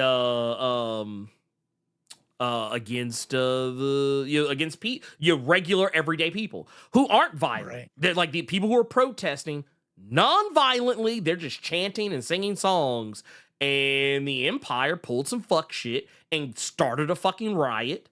Mm-hmm. Kind of also very analogous to some stuff that the discourse that came up during the Black Lives Matter of 2020 and 2021 Summer BLM, where people were where there was rumor that there were agitators that were purposefully placed into the crowd to exasperate things so that a show of force could be used or to make another side look bad versus another or whatever. There's a lot of stuff like that. But yeah, but literally there's a point where like, and because the word genocide comes up, it's like you can't help but be like, oh yeah, this guy's like a motherfucker. This guy's like a motherfucker, that she's talking about, and then like even like getting away from like her speech and like the things that kind of like how Luthen had that speech in season 1.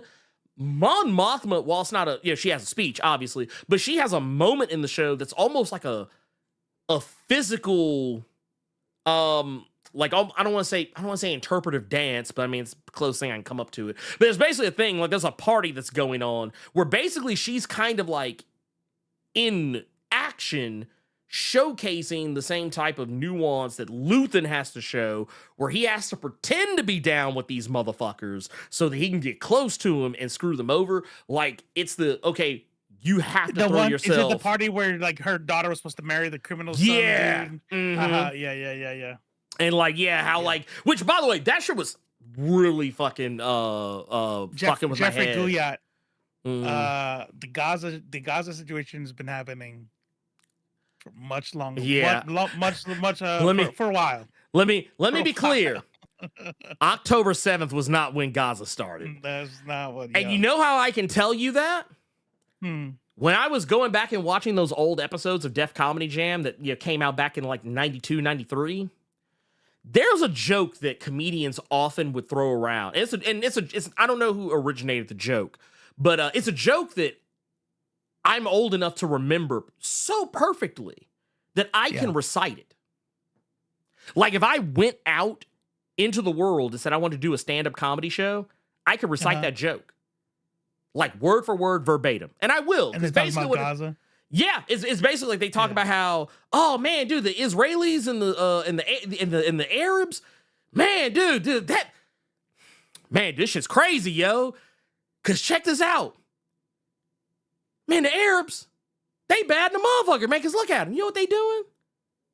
Man, the Israelis, they got tanks, rockets, machine guns, M16s. What the Arabs got? Throwing rocks.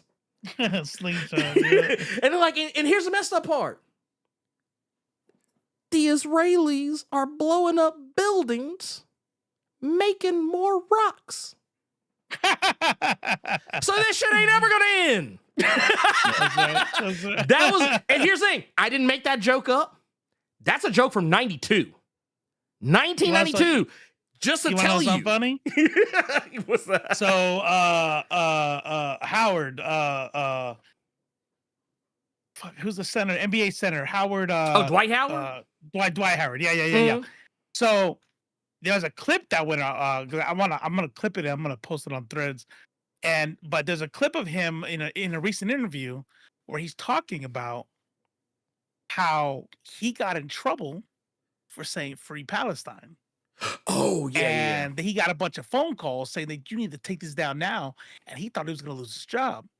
And I remember listening to this thing, and I said, "Damn, these people are real. They're real. This APAC and all that shit, all the Zionists, they're really going in. They're not letting anybody through." And you know what he said? What? I'm listening to this shit. He said that shit was 4 years ago. That wasn't the point of his story. He was right. But in the story, he was like, so I mean, since then, shit, that was 4 years ago. But since then, because I'm a bigger player now, I get to say a little bit more stuff. But back then, when I said that, I was like, back then, this motherfucker said "Free Palestine" way before fucking October 7th. Yeah. And was told you need to delete that shit right now. Right. Like, dude, that shit is not new. That's why I keep telling people none of this stuff that's been, because here's the thing, let's keep it a buck. Israel has been bombing the fuck out of Gaza for a long time. Like, the only thing that October 7th did was give them more of an excuse to do it. Like, instead of it now the genocide is live streamed. Yeah, like, yeah. Before, the revolution or the genocide in this case was not televised. Now that motherfucker televised, and the motherfuckers are selling tickets. They're selling premium tier packages. You can get it without ads. And now nobody can say shit. Yeah, nobody can say shit. You saw it. We all saw it, and we you know what? The internet is forever, and we're gonna see all the people who were just totally fine with it. Yeah, it's just hilarious to me because it's a thing that's always been going on, and well, yeah, I get what you mean. Talking about the timing of it. It's I think that makes it worse. Not worse for the show, but worse in terms of how relevant it is. Like, okay, case in point. Incidentally. Like, it wasn't even on purpose. It's like, hey, I want to do a thing. It's going to be a hard analogy to, don't worry about it. Don't worry about it. Yeah. Because just wait a little bit, and Israel's going to do something to people. Man, this is just. And they did it. Well, I mean, it was the same thing. I think we talked about this before with with Civil War. How, like, when Civil War came out, it seemed largely improbable. But I mean, shit, the more you look at shit now, it's like, well, shit, motherfucker. I don't know, man. Some of the shit they talking about in this movie kind of slick just happened.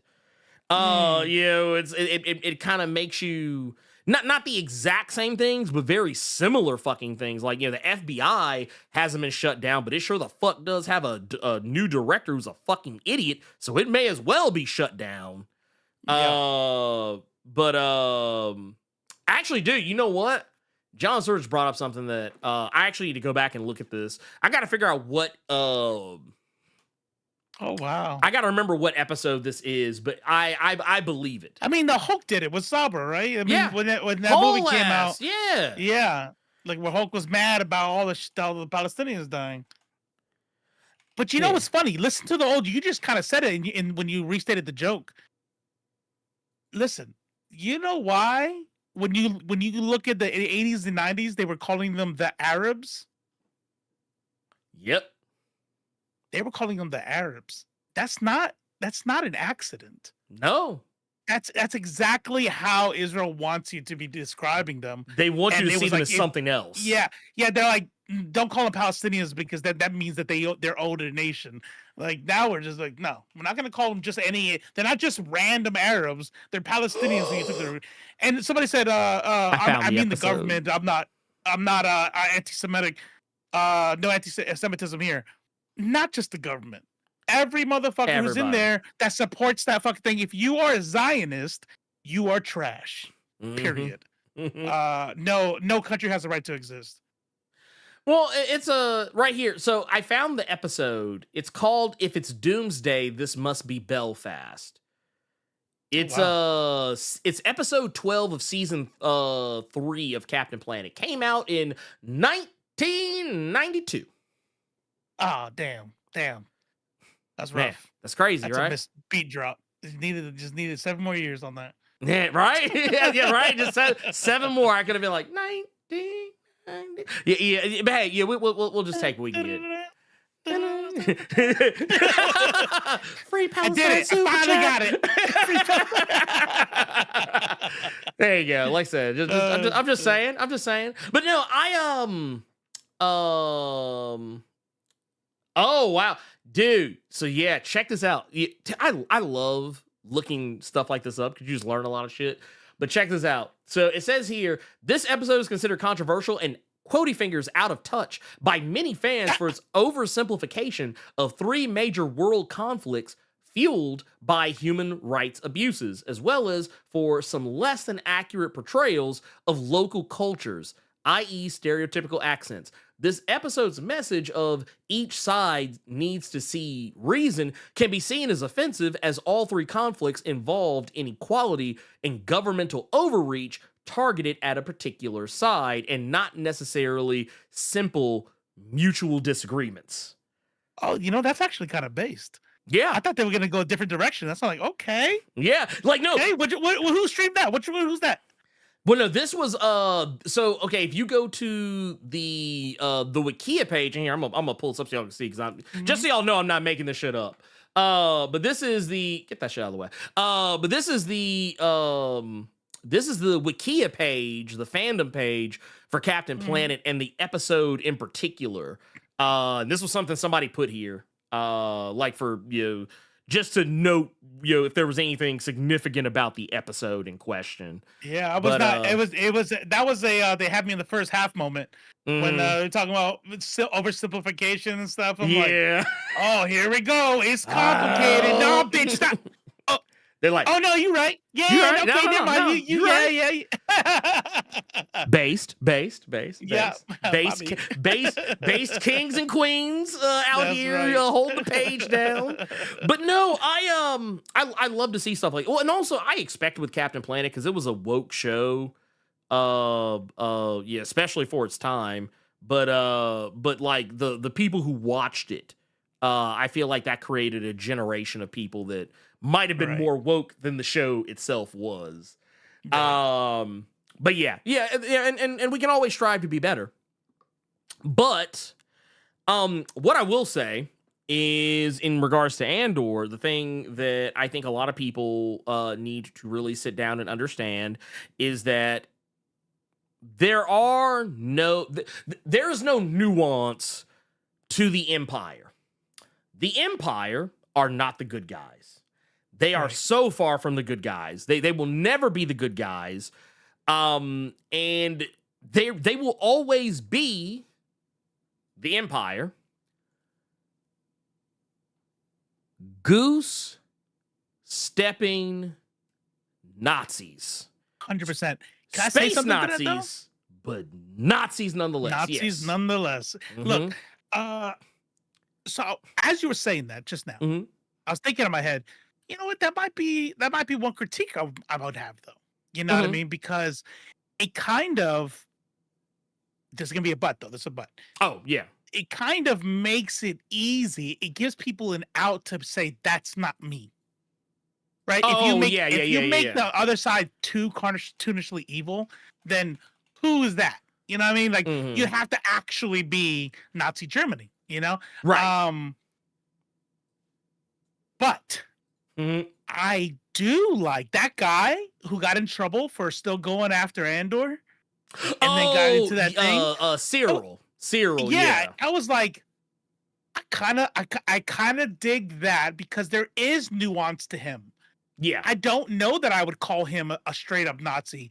He was upset that his men under his command were murdered. And these people chasing their own careers, like he had this righteous indignation. And so I mean, I think he turned worse. He became an extremist, you know? Yeah. He became a Nazi eventually, but it was like, Okay, but I do think that Star Wars does definitely oversimplify the cartoonishly evil nature of the thing, so that you can't really see yourself. Yeah. No, now here's one thing I will say about this season of Andor. There's less of that because there is, without going too terribly deep into it, there are, so for those who know who we're talking about, because I'll be honest with you, a lot of these characters, there's so many of them that by the time you get through like a single season, it's hard to remember who's who sometimes. But you talking about this character right here, this is Cyril, who was shacking with Dedra. Look, he's a Nazi, but I kind of feel you, Crossfire. He's ACAB. He's a bad cop. 100%. 100%. Fine, yes.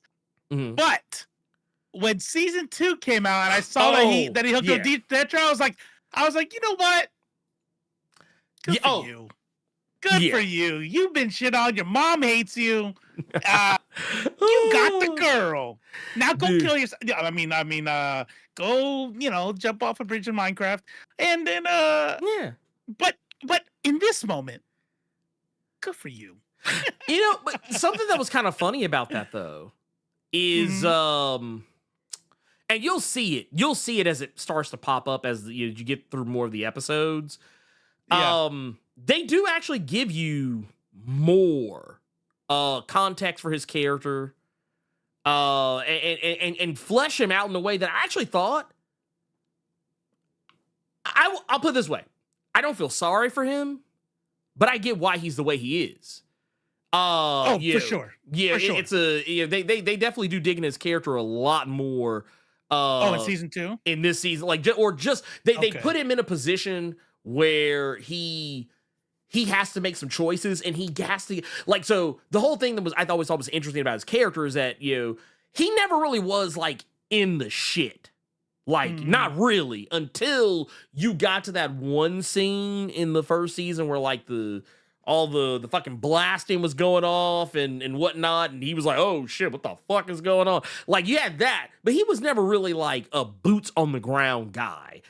This dude was corporate. This guy was gonna be in the office.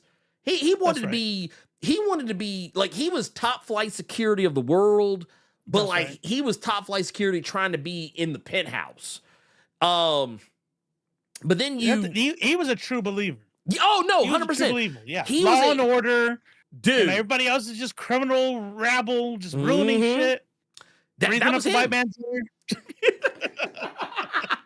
well, it's hilarious because as once again as the story goes on, he has to get closer to the other side of things, and how that either messes with his perspective or doesn't is what I really liked what they did with that.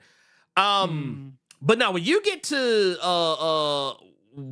Old Girl right here, it actually brought up something that I saw someone say the other day, and I could not agree with it more if I tried. Is that they say, I want to go to my gay friend's wedding, but I was wondering if I could bring my Trump supporting husband or spouse or whatever the fuck. Yeah. And what I remember was someone had said, they were like, well, if you're married, to a Trump supporter, you're dating a Trump supporter, then by association, you are a Trump supporter. I was like, yep. You can't be married to a Nazi and not be a Nazi. Sorry. No, you're a Nazi too. Impossible. You are. Yeah. What's that saying? It's if there's 4 people and 1 Nazi all eating lunch together, there's 5 Nazis at the table. Yeah. 100%. 100%. 100%. And that was kind of why when those perfect casting, by the way. Oh, okay. So what perfect casting? Because this right here, this is Ubermensch. This is Hitler would just nut immediately, dude. Looking at this picture. And here's the best part. So yes, she does face a very what I would say probably, I won't say is a fate worse than death, but it's definitely a fate that she did not want to come across. By the time you get to the end of this, I don't. Well, it's because she's all about law and order and trying to be the best Imperial officer, because she's a true believer too. She's a true believer as well. But she was so ride or die for the Empire that she ultimately becomes a white women for Trump allegory.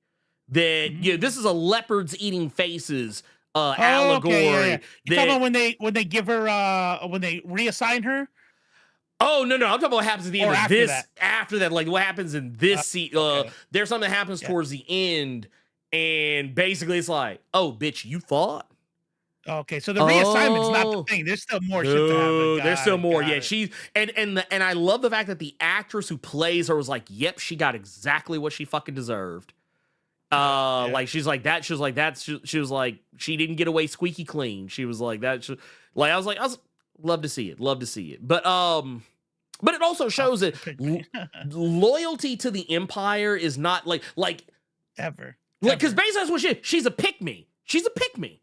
She's like, please, pick me, Palpatine, pick me. Well, I mean, I feel like that's the only people that you could be an officer. They're all picked. Right. Well, and this is ISB too, so it's like, this is like, okay. They're the worst of the worst, right? So, like, when you're talking about the Empire, Empire, Nazis, full stop. There's no, there's no question there. ISB is, in my opinion, what was it they had in Inglourious Bastards? You had the Jew catchers. That's how I look at ISB. That's how I look at ISB. I'm like, okay, yeah, you're one of the faithful. You're a part of that goon squad, the do dirt motherfuckers that, like, hell, this is who she is. And the whole thing with her character, she does have some, what I think are probably some of the most evil, most like Karen ass fucking moments in this show. She is just pure all about it. Oh yeah, no, she's SS like a motherfucker. SS, with Chi-Town. This SS, like she got the, like, honestly, take them goddamn. Look here, look. Take these little blue squares. Blue dots. Yeah. Take that bullshit off. Yeah. Take that bullshit off and put like two of the little S lightning bolts. That's her. Right there to the T. But you know what's funny? They tell you in episode 4, they tell you, like, look, and this is, by the way, this is all fascism. Not one of those motherfuckers are safe when it's all authoritarian bullshit. Like, you had dudes at the table with Darth Vader. Yeah. The right-hand man of the Emperor. At the table, at the top. You don't get higher than that. Nope. And you get force choked. Dude. Because you don't believe in the force. It's like, bro, you're not safe. Nobody's safe. Bro. What the fuck are y'all doing?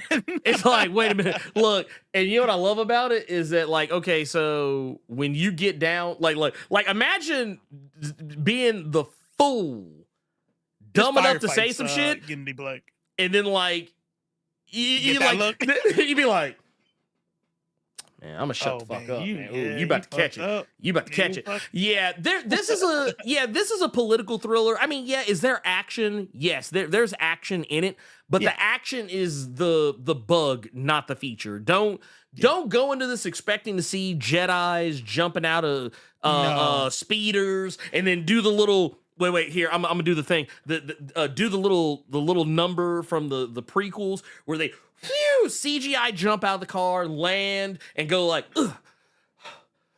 And then all of a sudden the lasers shoot at them, and then they go like a. You know what though? And then force push. I will tell you this much. None of that. There was some lightsabers. There was low key some lightsabers in here. Oh. I thought that move was bad as fuck. Oh, you know what I'm talking about? Yeah. With the ship? Yeah. I thought that shit was so dope. I was like, you know what? It's stupid, but it's so stupid. I love it. Like, that's some Star Wars ass shit. Like, whoa. The fucking things came out the thing. He does a spin and fucks him up, and then he takes off. And the captain on that damn ship was like, on the ship was like, in his head, you want to say like, nobody better say one fucking word. It's like, look, y'all don't tell nobody this shit. Y'all don't say nothing. Yeah. But no, I like the I like the subtlety of it though. I will say there's like one huge action sequence of this season that takes up a good chunk of the episode. Prison Break is dope. Prison Break is dope. The march at the end of season 1 is dope. Mm-hmm. There's some good shit. Yeah, there's shit. The fucking episode 1. The pilot episode? Yeah. That's surprising. That one sets got the me. fucking tone. I was not expecting that shit on the Disney Channel. Bruh, I was like, no. I'm like, what the fuck? Look, like, okay. I'll put it like this. Here's one. Here's one right here for season 2. Yeah. This one, this whole exchange right here is insane. Okay. Like it's really done, and it's done really well. But no, like the whole thing here is the Empire is in full fucking swing. They are in full control. Yeah. It's not maybe they're no. It's like no. They are in fucking control. And it also just kind of shows you, like, when, and I kind of said this earlier in the, or not said earlier, but put this in the title.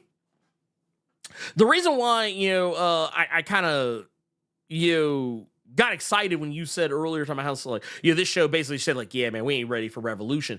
This show basically gives you the blueprint for how you can pull it off. But the thing is that people have, like, but it also shows you the growing pains you have to go through in order to get there. Because the rebellion is not perfect. They make plenty of mistakes. But it shows you just how dedicated you actually have to be to enact real change to the point that, like, kind of like what we showed earlier, Luthen has to basically give up his entire existence to the rebellion. Like, even when he's not actively working against the Empire, he has to put on a face and pretend to be this sycophant that he fucking hates to be. Like that fucking all that wig shit and the and having all the makeup and the jewelry and the fancy clothes. That's not who he is. That's not who he is. And we also get to see so many other characters like who start out as being like, the Empire ain't so bad. And then it's like, oh shit, they bad. Ooh. And then, oh, dude, that's the other thing. You haven't seen it yet, but so you know how we've been, what's the discourse right now? People talking about how, like, oh man, Trump is arresting politicians and getting them detained and like arrested and all this other shit. Judges, whole ass judges, politicians and shit. They do some shit like that in season 2. And it was fucked up because it wasn't like a guy who really, I mean, to my understanding, he didn't really do anything wrong, but like, he basically was like, they massacred a bunch of people. He was like, I'm just telling the truth. And that's kind of part of what Mon Mothma's speech is this season, about the truth. She's talking about how, like, ooh, man, you could tell they were talking about Trump's funky ass. Because basically she even said something to the tune of, like talking about how, like, when the truth is, absent, people will just follow someone who's just the loudest one saying something, and talking about the abyss that's between the truth and, what the Empire, like, and Palpatine is like, trying to get people to understand. And even like the commentary on the government will tell you that they're there to do one thing, but they're really there to do something else. And whatever it is they're doing does not have your best interest at heart. And they're not telling you because they know that they're wrong. And they know that you'll have every right to fight back. It's, dude, like I said, dude, this show, man. Woo! Dude, this is must see TV. So I'm gonna say something, right? I need y'all to hear me. I know some of y'all. We know that accelerationism is not good. It's not what we want. Nope.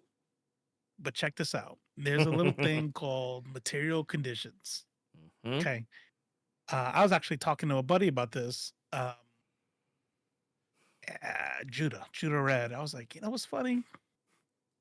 I watched the show and it makes you think, right? It makes you start talking about the what ifs and the fantasies in your head, and I'm like, ain't no way. Like the only way this would happen, there's the weathermen in the 1970s. They blew up a recruiting office. They called them. They said there's a bomb in your building.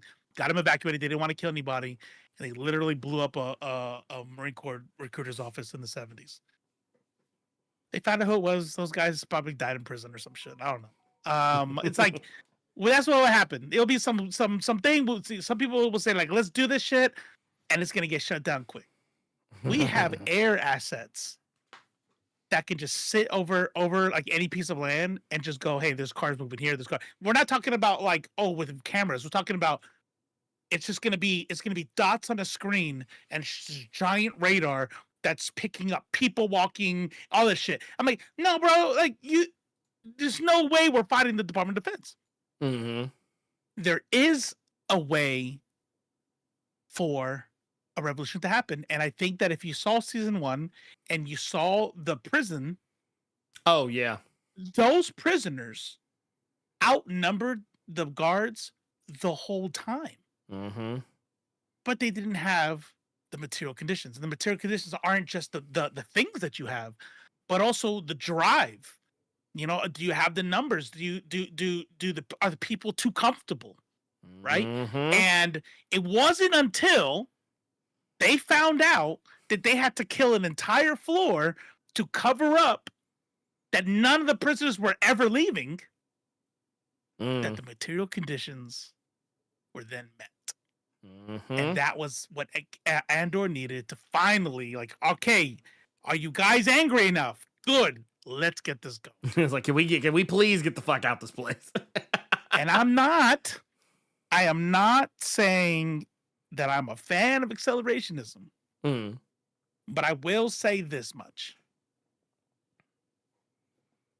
A revolution is impossible without us getting to that point.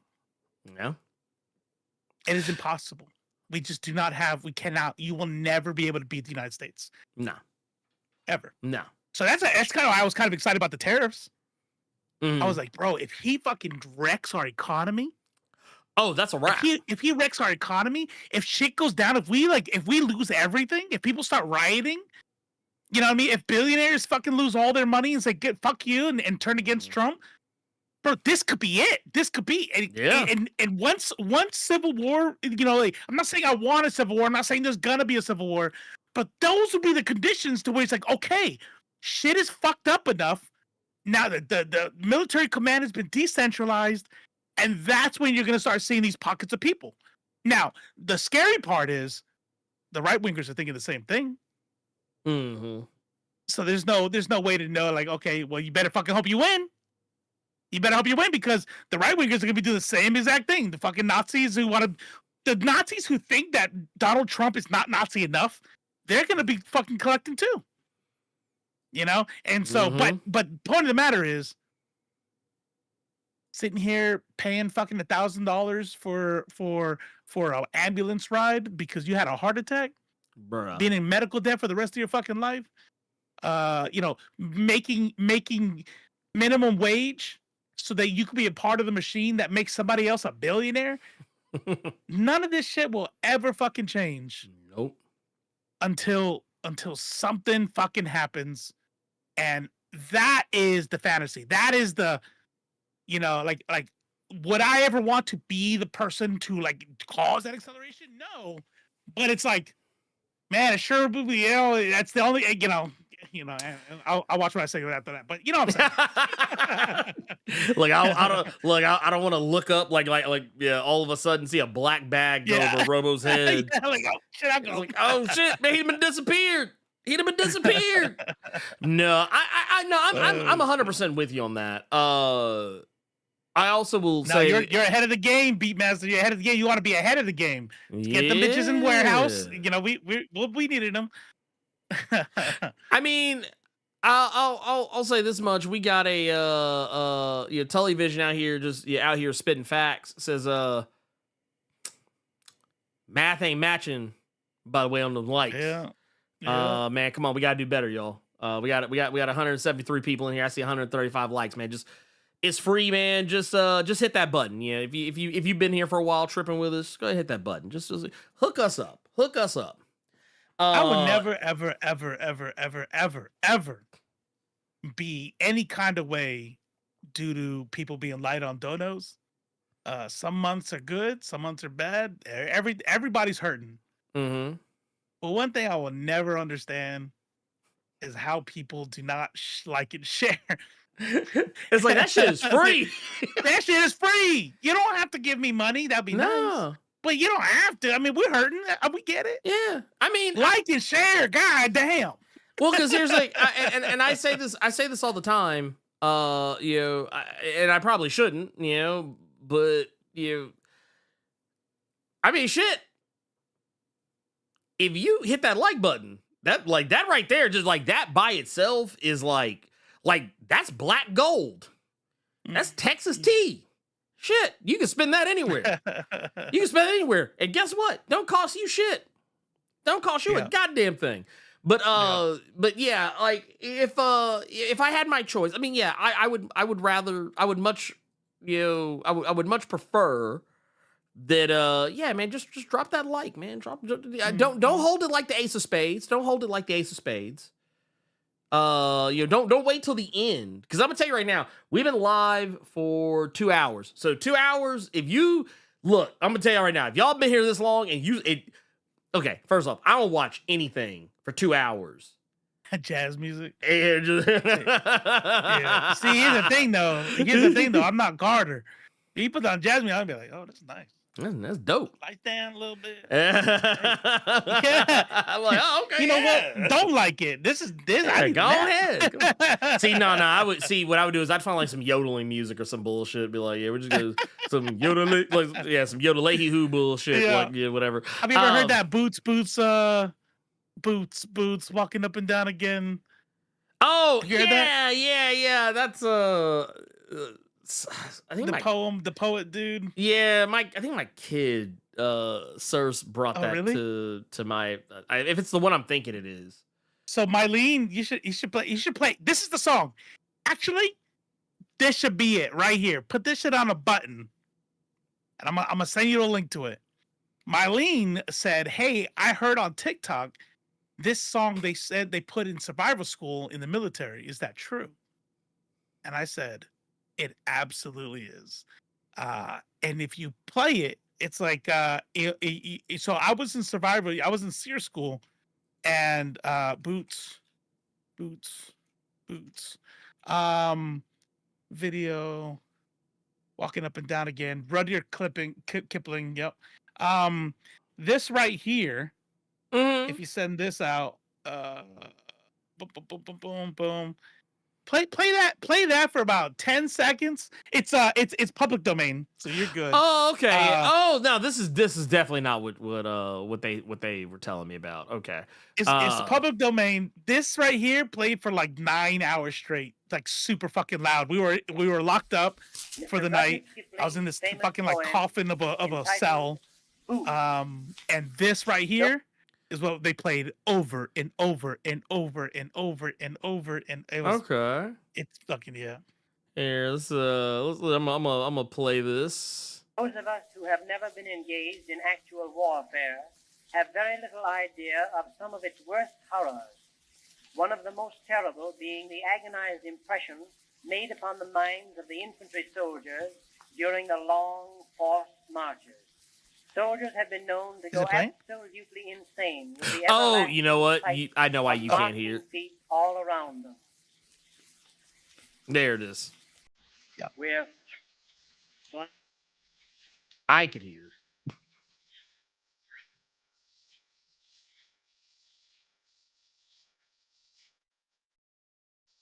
It's about World War I.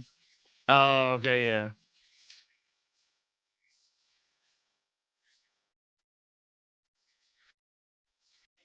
in 5, 9, and 20 miles a day. Oh, yeah.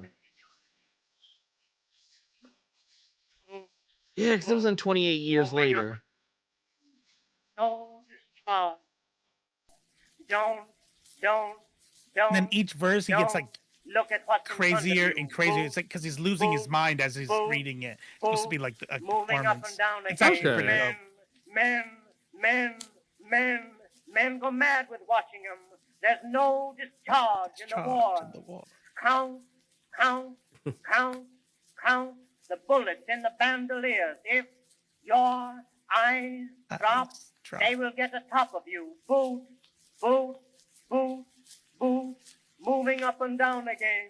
There's no discharge in the war. We can stick out hunger. You don't have to play the whole thing, but it's yeah. Well, I remembered it from. So apparently it was one of those in things. The trailer for 28 Years Later, that made it real. And she's like, "Was this it?" I'm like, I didn't even know what she was talking about because I didn't know the trend. I just heard it. I'm like, when she played, I was like, she goes, "Did you listen to this sincere?" I'm like, "Yes." For way too many hours. So it's funny that this is kind of in the zeitgeist right now because I feel like other movie trailers are starting to take that and find other things that are vaguely like not the same thing, but things that are vague. Like because I noticed one of the last trailers for Ballerina kind of had a similar, like not the same thing, obviously, but it had a similar vibe. A creepy poem, kind of, something like some kind of that. spoken word, something that just keeps like. In the case of Ballerina, it was just repeating the same phrase over and over again. But like it was still, it was the same type of vibe where it was like, okay, as is someone saying something over and over again in a very monotone kind of style of speech. Yeah, but I mean. So there you go. We'll download that, and when the lights don't come up, all right, we're going to SEER training. We'll just survival, evasion, resistance, escape. Let's go. Yeah, there you go. So here's the thing. Just so y'all know, it is downloaded. I literally was downloading it while it was playing, so it is saved. Smooth jazz is nice. Yeah, I don't want y'all to have fun. Watch, there's gonna be a sicko. There's gonna be some sicko out there. Like I can just see it. I can literally see it. Play it again. Yeah, that's just the way I like it. Yeah. Like no, that like it's literally it's I know one of y'all motherfuckers are gonna be like that. I know it's gonna be it's be one of y'all motherfuckers like yeah. I fucking love it, Boots. Yeah. Boots, yeah. That's my favorite song. Boots. The motherfucker's like, I sing it when I want to go to sleep at night. Yeah. That's what I like I hum it to myself. I wake up in the middle of the night singing it. Whoever would look at the Empire and say, you know what? These guys are I think right. they might be the good guys. I think they might actually be the good guys. It's like, yeah, because it's a dunk, right? If you could make anybody be sympathetic to the Empire, then you're like, oh, the Empire is the United States? Maybe that's not such a bad idea. Mm-hmm. Imagine somebody who had the nerve. the unmitigated gall, some might say. Yeah. Well, it just so happens someone did, and what? Yeah, what? Yeah, right. A guy by the name of Scott Jennings, who honestly, I think everybody's life is better not knowing who he is. But Scott Jennings, he's a political strategist, and if I'm not mistaken, I think he was a part of the George W. Bush administration. And ever since Trump hit the scene, he's basically been glazing Trump up since his first term. And he's that guy that CNN always loves to wheel out. Because, and he's always on every panel because it's kind of funny, especially lately because the last like 20, 30, 40 times I think I've seen him on CNN, he's getting dunked on by the people who are there. Like, I'm talking about like, and when I say dunked on, I want to make sure I'm clear when I say dunked on, I mean, I'm talking about like old school, like hanging off, like motherfuckers hanging off the rim, nuts in his face, like dunked on. Like I'm talking about like, and just like nuts, just like that. Like God, Motherfucker got like duck butter on his on like all around his mouth. Come on. Sorry, y'all. I didn't mean to be that way. I didn't mean to be that way. I'm sorry. I didn't mean it.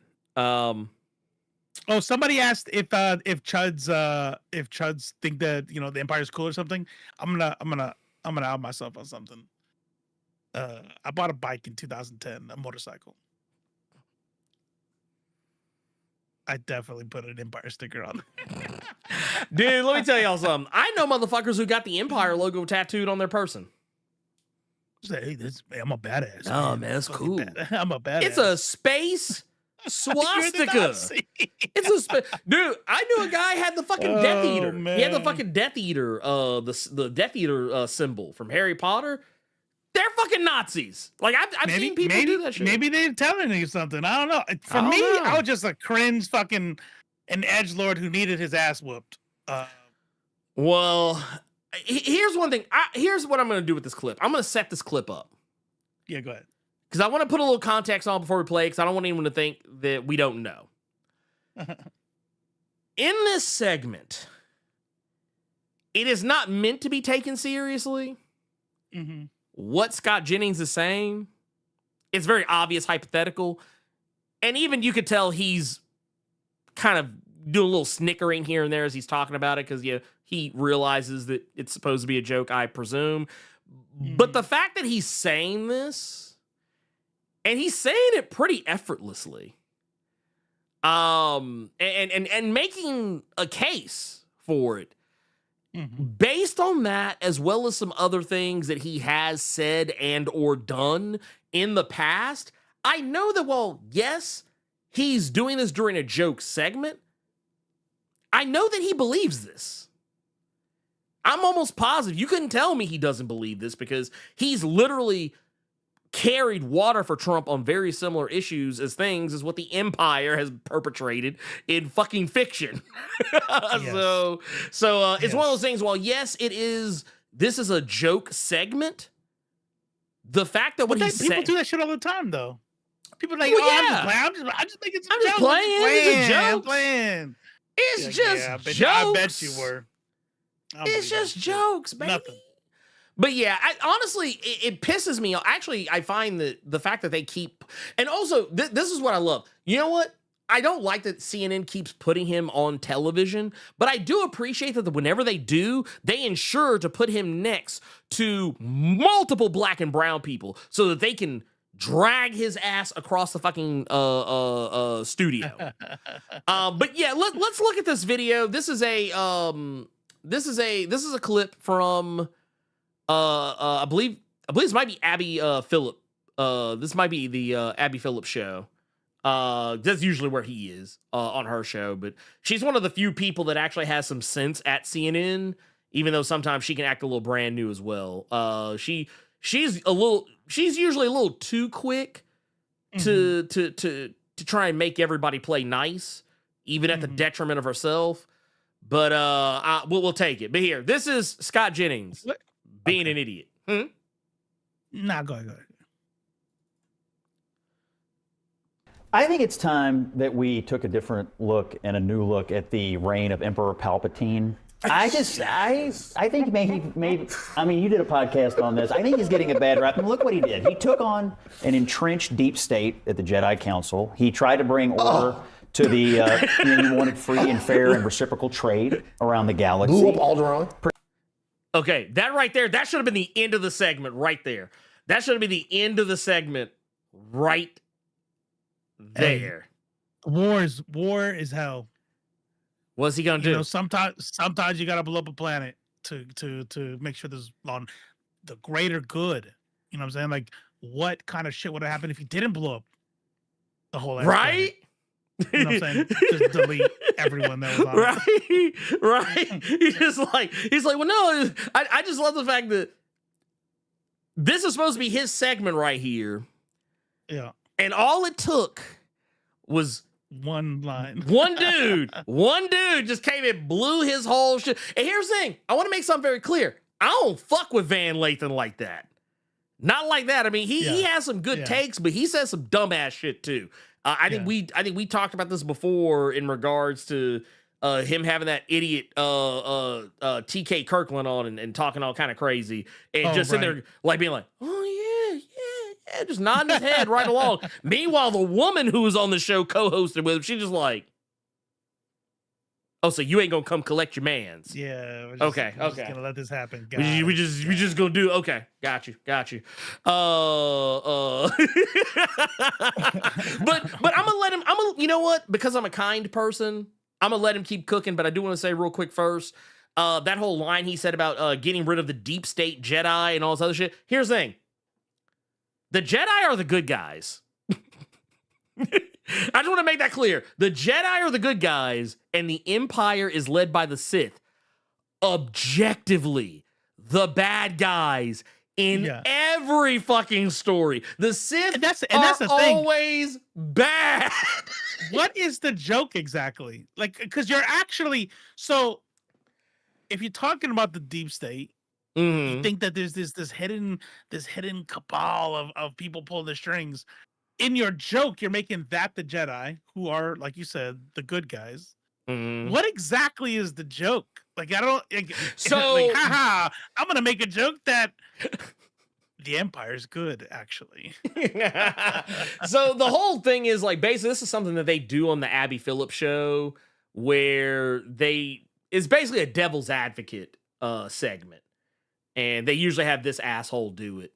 But yeah, because he's always trying to play devil's advocate for like the most problematic shit. But also, I will say this: I just saw was G. Martinez Max. Wait, so why do I freeze this man looking at him like this? I'm not gonna lie. I actually kind of want to take a shot of this because this is a perfect. It's a good one. You just said some fuck shit levels of fucking reaction right there. But no, like I said, we're gonna let him keep cooking because it's like this isn't a very long segment, but it's only like another 20-some seconds left. So I'm gonna let him cook unless he says something real stupid. Protected law and order. Well, I think some could argue that it was warranted given their rebellious activities. I mean, he defended the Empire against unelected hippies and violent protesters. I'm just saying, it's been a while. We may need to take a look at this again and say, was he right? And maybe it's time to take a different look at his leader. Was Palpatine right about everything? And I mean, like that, and like that right there, that right there. Stupid. This man, like I said, I want just to make sure we're clear. Yes, this is a joke segment. It's not meant to be taken seriously. But let me make something very clear. let me make something very clear to y'all motherfuckers. This dude has literally excused Trump for doing similar shit. He has excused Trump for just randomly detaining American people who were like obviously American citizens and being detained and captured by ICE, picking up politicians off the street, arresting judges. Scott Jennings is literally live in 4K on CNN on the Abby Phillips show, which by the way is Abby Phillip, not Phillips. Weird. I know. It's weird because I keep wanting to say it, but no, he has done this on multiple occasions. Anytime Trump, like even in instances where people have like laid out like perfect arguments for why Trump is bad, and he will go,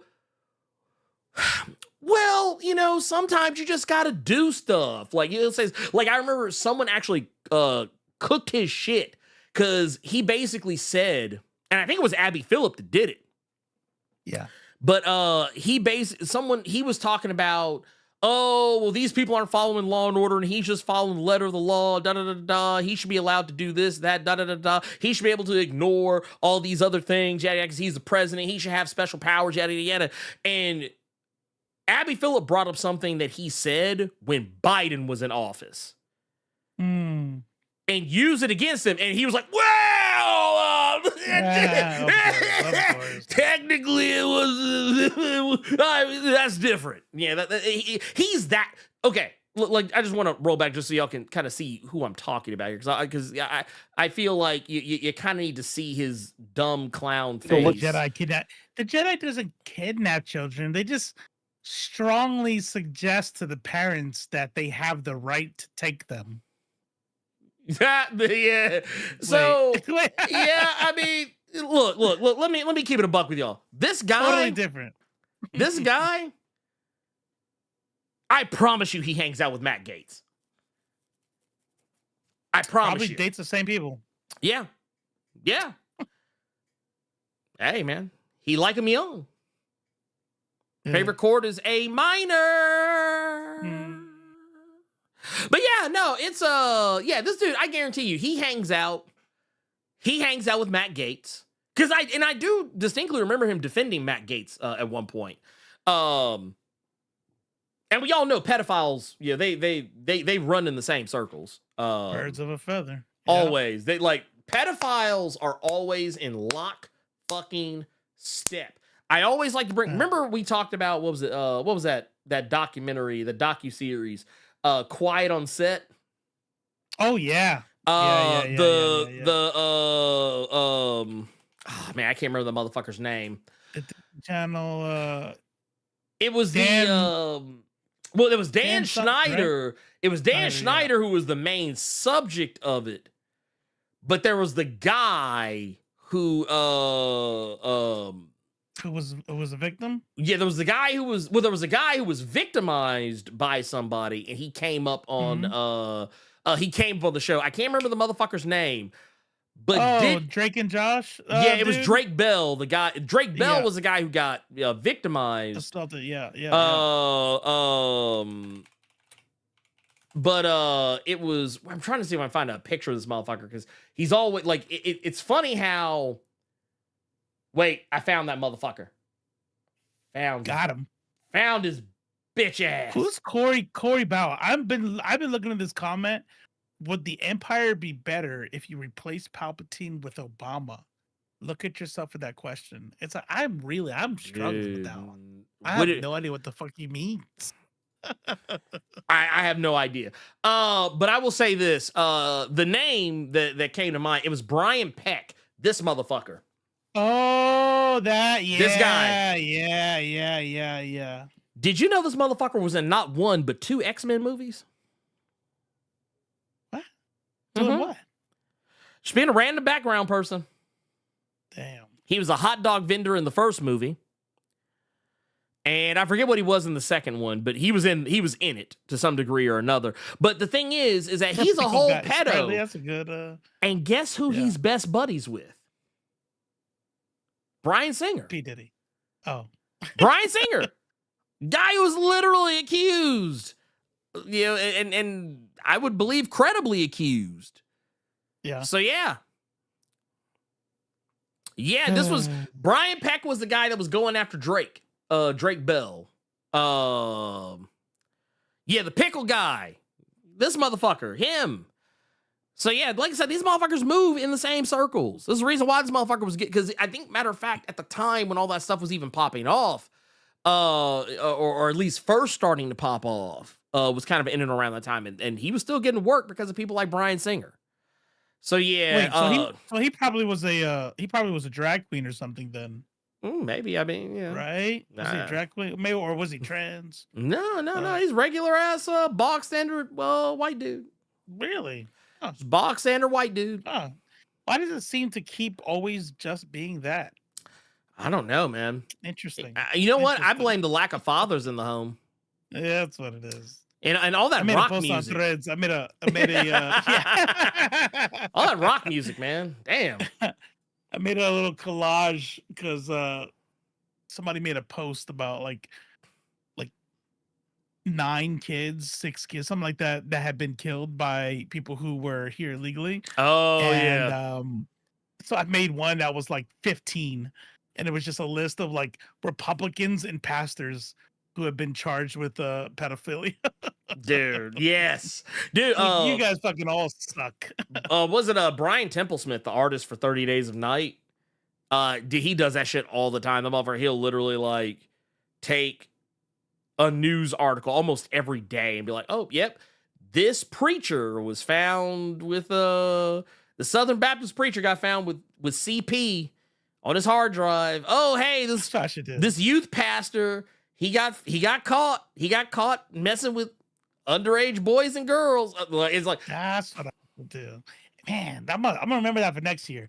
Maybe I'll start now. Just go through. Just be like, yeah, we're gonna keep a tally, and I'm gonna find a bot or some sort of scraper to like anytime a new fucking hit on CP or something hit comes up, like, oh, another pastor. Got him. We're at 342. I haven't come across a drag queen yet. Nope. What's going on here? Look, I'm waiting. Youth leader, Republican, pastor, soccer coach, girls soccer team coach. Look, I am Boy still Scout waiting. troop leader. Let me tell y'all something. I'm still waiting on somebody to show me where all this is happening. That's right. Someone show me, because I haven't seen it. I haven't seen it. Okay. I have yet to fucking see it. So just in case we weren't clear, the Empire of the bad guys, the Andor is always. Dope. Yes. Always bad. If you haven't seen it yet, you really need to do yourself a favor and see it. And what I really like about it, my final thoughts of this, I really fucking like, especially when we were talking about with the scene with the when he crashed on that planet. And the two people that were trying to kill each other. It shows that that eventually we're gonna have to fight, and it's probably not gonna be pretty. Mm-hmm. But somebody said something to me maybe a year or two ago, and I'm not gonna lie, it's kind of stuck with me. It was a rebuttal to what I said, but it has stuck with me ever since. I said, I personally dread a civil war. I am not trying to be in a situation where like millions of people are just dying all around me. And their reply is, millions of people are dying all around you right now. Mm-hmm. And I'm just like, damn. You had to bar me That's up like rough. that. I was like, damn. I'm gonna be chewing on that one for about 2 or 3 years. It's like, you know what? Like, yeah, it's just like, and I think Andor is a really good example, because what you saw was Andor's mother. Andor's mother lived her whole life. Old dude said, I'm fighting for a sunrise I will never see. Mm-hmm. And that's what dedication, that's what principles are. And I think that our neo-fascist, I call them neo-fascist leaders that we have right now, I think they know that the chances of everyone leaving, and when I say everyone, I'm not talking shit about other people. I'm talking about me. I'm in hot ass Georgia right now in AC with fiber internet. 3 monitors in front of me. When I get up here, I'm gonna go edit some videos for Ernie and play Kingdom Come Deliverance afterwards. Am I trying to go to prison for the rest of my life because I went and blew up some fucking recruiter's office down? Nope. And I think the government knows that. The government's like, these people ain't gonna do shit. They want you to. They want you to not do shit. But eventually, they're gonna push hard enough, and shit's gonna go south, and you're gonna have to think like, what am I gonna do? What am I gonna be? But you know what? We have skipped questions multiple weeks in a row. Yes, we have skipped. We definitely skipped Elite's video. We did. Do we want to do questions and then do the video? We'll do that, but I want to get through these super chats first. We got some super chats. Okay, we got a couple here from Vandolph the Black. So Andor makes you realize who's in the Empire in real life. I mean, I'm gonna tell you right now, there's a lot of motherfuckers who don't think they would be in the Empire. They would totally be in the Empire. I was in the Empire. I was in the Empire for 23 years. It is not a mistake that it's called the Imperial, like the Imperial Army. We are living in Western imperialism. Israel 100%. is able to commit a genocide right now because England and the United States and Germany, imperial powers, world powers, are giving them money and ammunition to do it. If we all said, nah, we can't be a part of this, it would end tomorrow because they wouldn't have enough fucking bombs or money to do it. They are leveling because of the imperial forces doing it. The United States is the empire. UK is the empire. Damn, Martinez out there doxing me. Oh, damn. I was like, damn. Chatham County. I'm like just damn, north. You on the intersection? In the intersection of 64th and Martin Luther King? Yeah, I know where you're at. Yeah. No, I know that. I know that spot. But no, and we also got to know this that and this is from talking about from earlier with we're oddly enough kind of going back to the guy from the somebody called it the Fern Gully planet.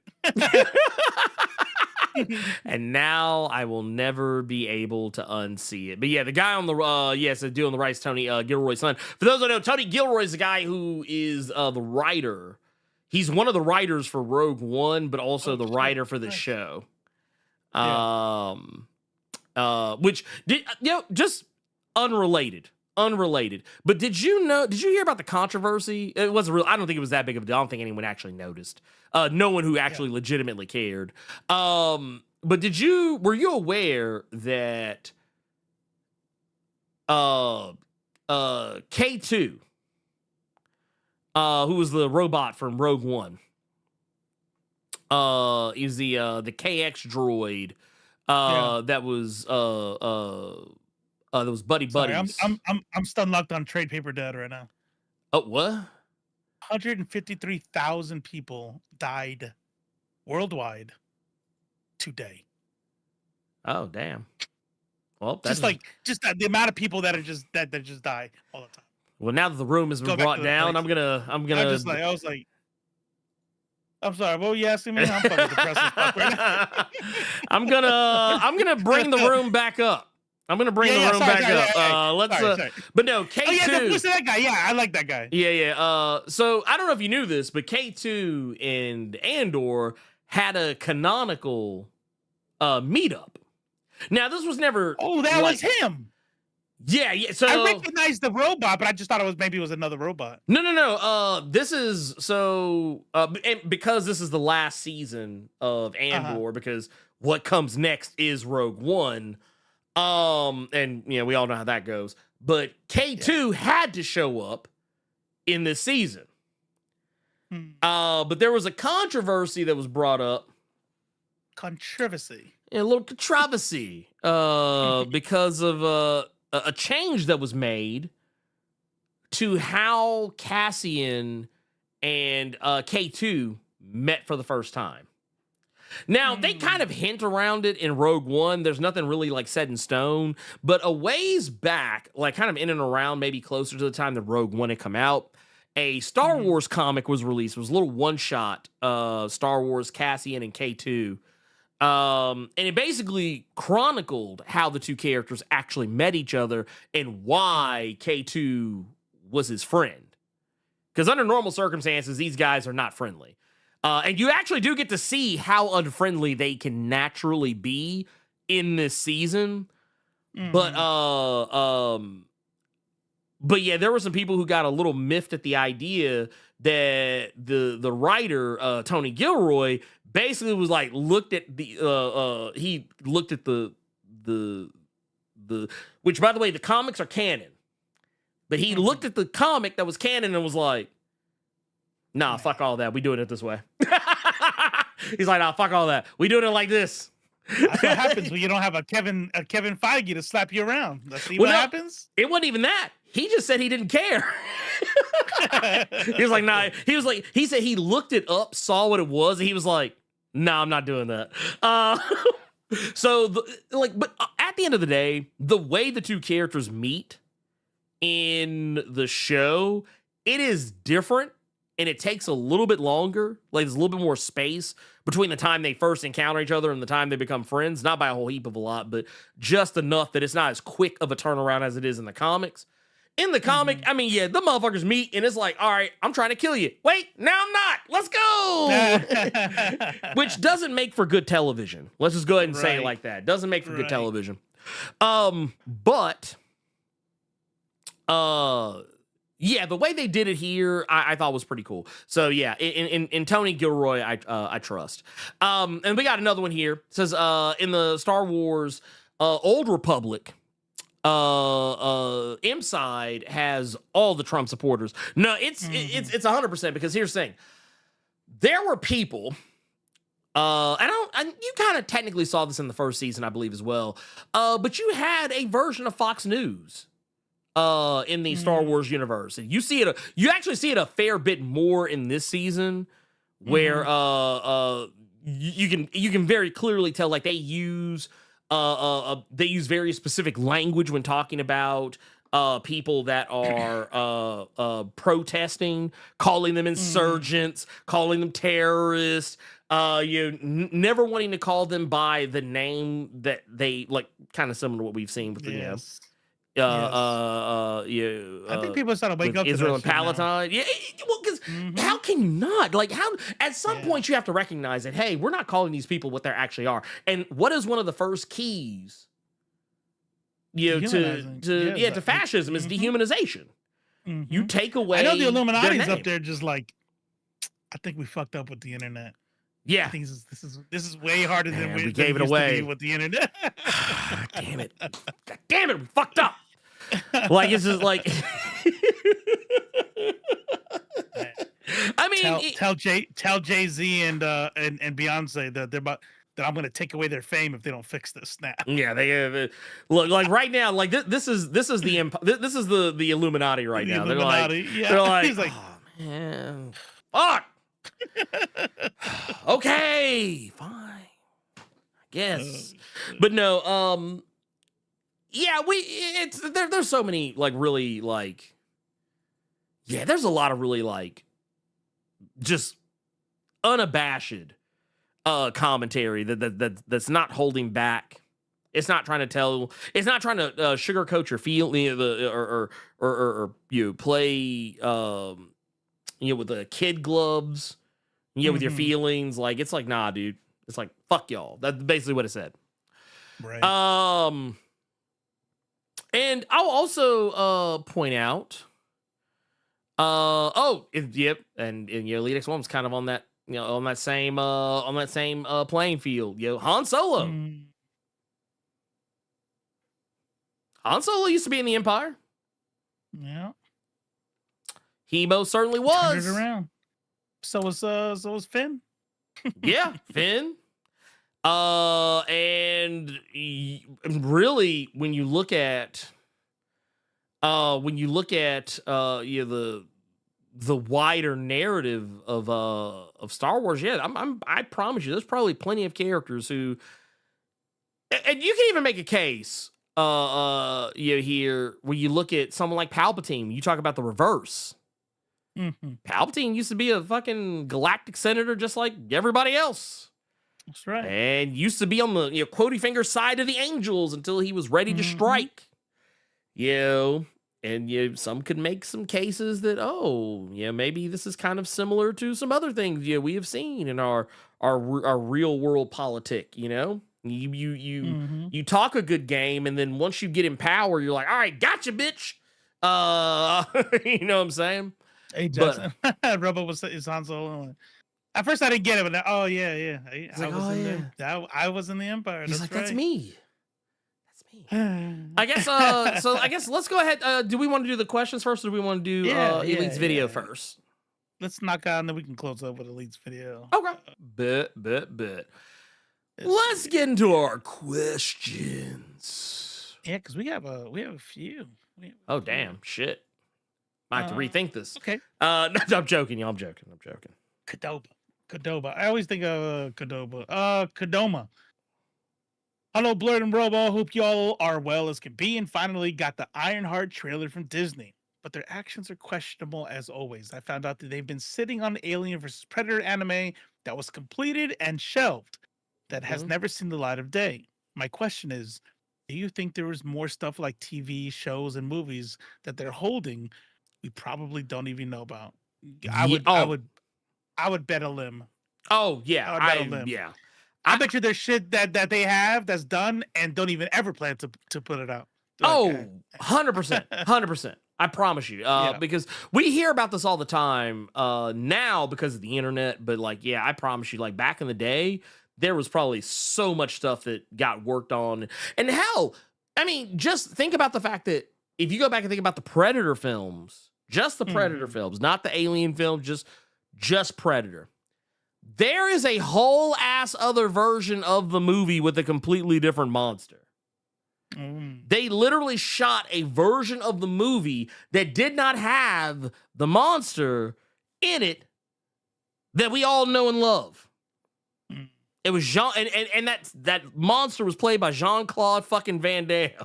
Oh shit! And by the way, did you see the trailer for the new Predator? Oh yeah, shit, fuck yeah, I'm in, dude. They had me. That shit looks so fucking dope.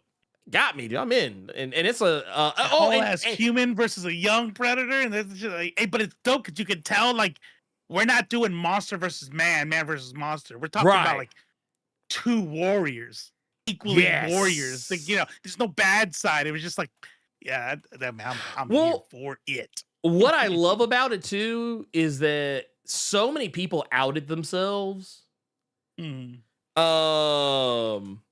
Because I'm sure you've seen this, but the actor who is because people got mad because of the way the Predator looks. He's got darker, a somewhat darker complected skin than what we're used to seeing on some. Which I mean, to be fair, God. Did they make the Predator woke? Well, yep. Look, he's woke now. He's woke. You can't see it. I see it. It's like right there. But here's DEI. But here's the thing, though. But you know the thing that none of them want to admit to themselves. Is that, and while they're correct, it is not a white person under that mask at all. It's a whole brown person. Under that mask. But the thing is, even when people learned that, they weren't satisfied in learning any of that information. What they then decided to get mad about was that they're like, oh well, why they gotta hire a black guy? Why's it gotta be a brother? Why's it got to be a brother? They're just becoming more and more on the nose with it. They're not even hiding anywhere. They're just like, all right, look, you know what? We're done. It's not DI. I hate black people. That is literally it. I don't want to. It's black. It's what is it called? Was it black fatigue? Black fatigue. Can I get a break from seeing anyone who isn't white? Well, and then here's the best part about this, though. This is how you know they're fake fans. Because if they were so worried about DEI, well, why didn't they say anything about the first two Predators? That was a whole Negro in that costume. Got him. That was a whole Negro. You know why? Why? Because at least they didn't change the monster to make him look black. They only gave him dreadlocks, I hate all of them. I can't stand them. I don't want a guillotine. Yeah, I don't want a what's it called? The platform with the noose gallows. I don't want gallows. Yeah, I don't want none of that. Just put them on the wall. Yeah, put them on the wall. I want a giant wall. You know what? We are gonna build the wall. Yeah. No, we are. That's what's gonna happen. You make me king, we'll have a wall. It's not gonna be on the border. We're gonna decorate that motherfucker. That's what we're gonna do. Oh yeah, no. We're gonna have a wall. There will be a wall. We will have one. 100%. We will have a wall. I won't have any of those ones on the bottom, but we'll definitely have a wall. You know what I love about this is wait, you want me to show the new Predator? You want me to show the new Predator? Actually, I think he might. Does he? I don't think he does. I don't know. Here, let me. I'm pulling it back up. But to my understanding, he does not have the Killmonger. I think the Killmonger is No, the Killmonger is not in full effect. I'm gonna zoom it out a little bit so y'all can see the top of his head. But yeah, the Killmonger is not happening here. The Killmonger is not in full effect. That'd been funny though. I kind of wish I they would had have laughed. Yeah, now it's like, oh man, did they give that motherfucker? Ah, they gave him the Killmonger. Shit. Like now his name is Predator Monger. But no. But no, what I find you so hilarious about a lot of what they say is that it's like they're never serious. They're never serious. Like I've seen so many people say some really ignorant shit about the Predator. Like they were even going as far as to try and make comments saying that they originally thought that the Predator was woke because they thought it was a female Predator. They thought it was a female Yautja. They just like, what? How am I going to get mad at this? How can I make money off this? That's what they were doing. and it was the thing. Then they found out that it was that the new Predator is played by a guy, and they're like, oh, well, shit. I know what I was thinking of when he's running through the little like explodey plant things. Mm-hmm. He has his hair back in a ponytail, like in a thing. Yeah. And I thought that's what I was thinking of when I was trying to think of the hairstyle. Yeah, no, that's that part I get. No, that part 100% get. That part 100% get. But yeah, they literally went well and out of their way to try and come up with excuses to hate on this movie. But the thing that they need to understand, the thing that they really need to just face up with is that and by the way, I don't know if y'all have seen the actor who is going to be portraying. This is the actor. This is the actor right here. So yeah. I don't know what to give y'all after that. That's it. Have to like hopefully die mad. Oh, and dude, he has a whole ass brown name too. Demetrius Schuster Koloa Matangi. Good Lord, they really about to be mad. They really about to be fucking mad. They went Black American and then all the way back to it ended in Africa, and like he has it all. It's like, I'm here to piss you off. Dude, man. They're really gonna be mad on Twitter about this one. They're really gonna be mad on Twitter about this. This is dude, they're not gonna know what to do. They're not gonna even know how to say this man's name.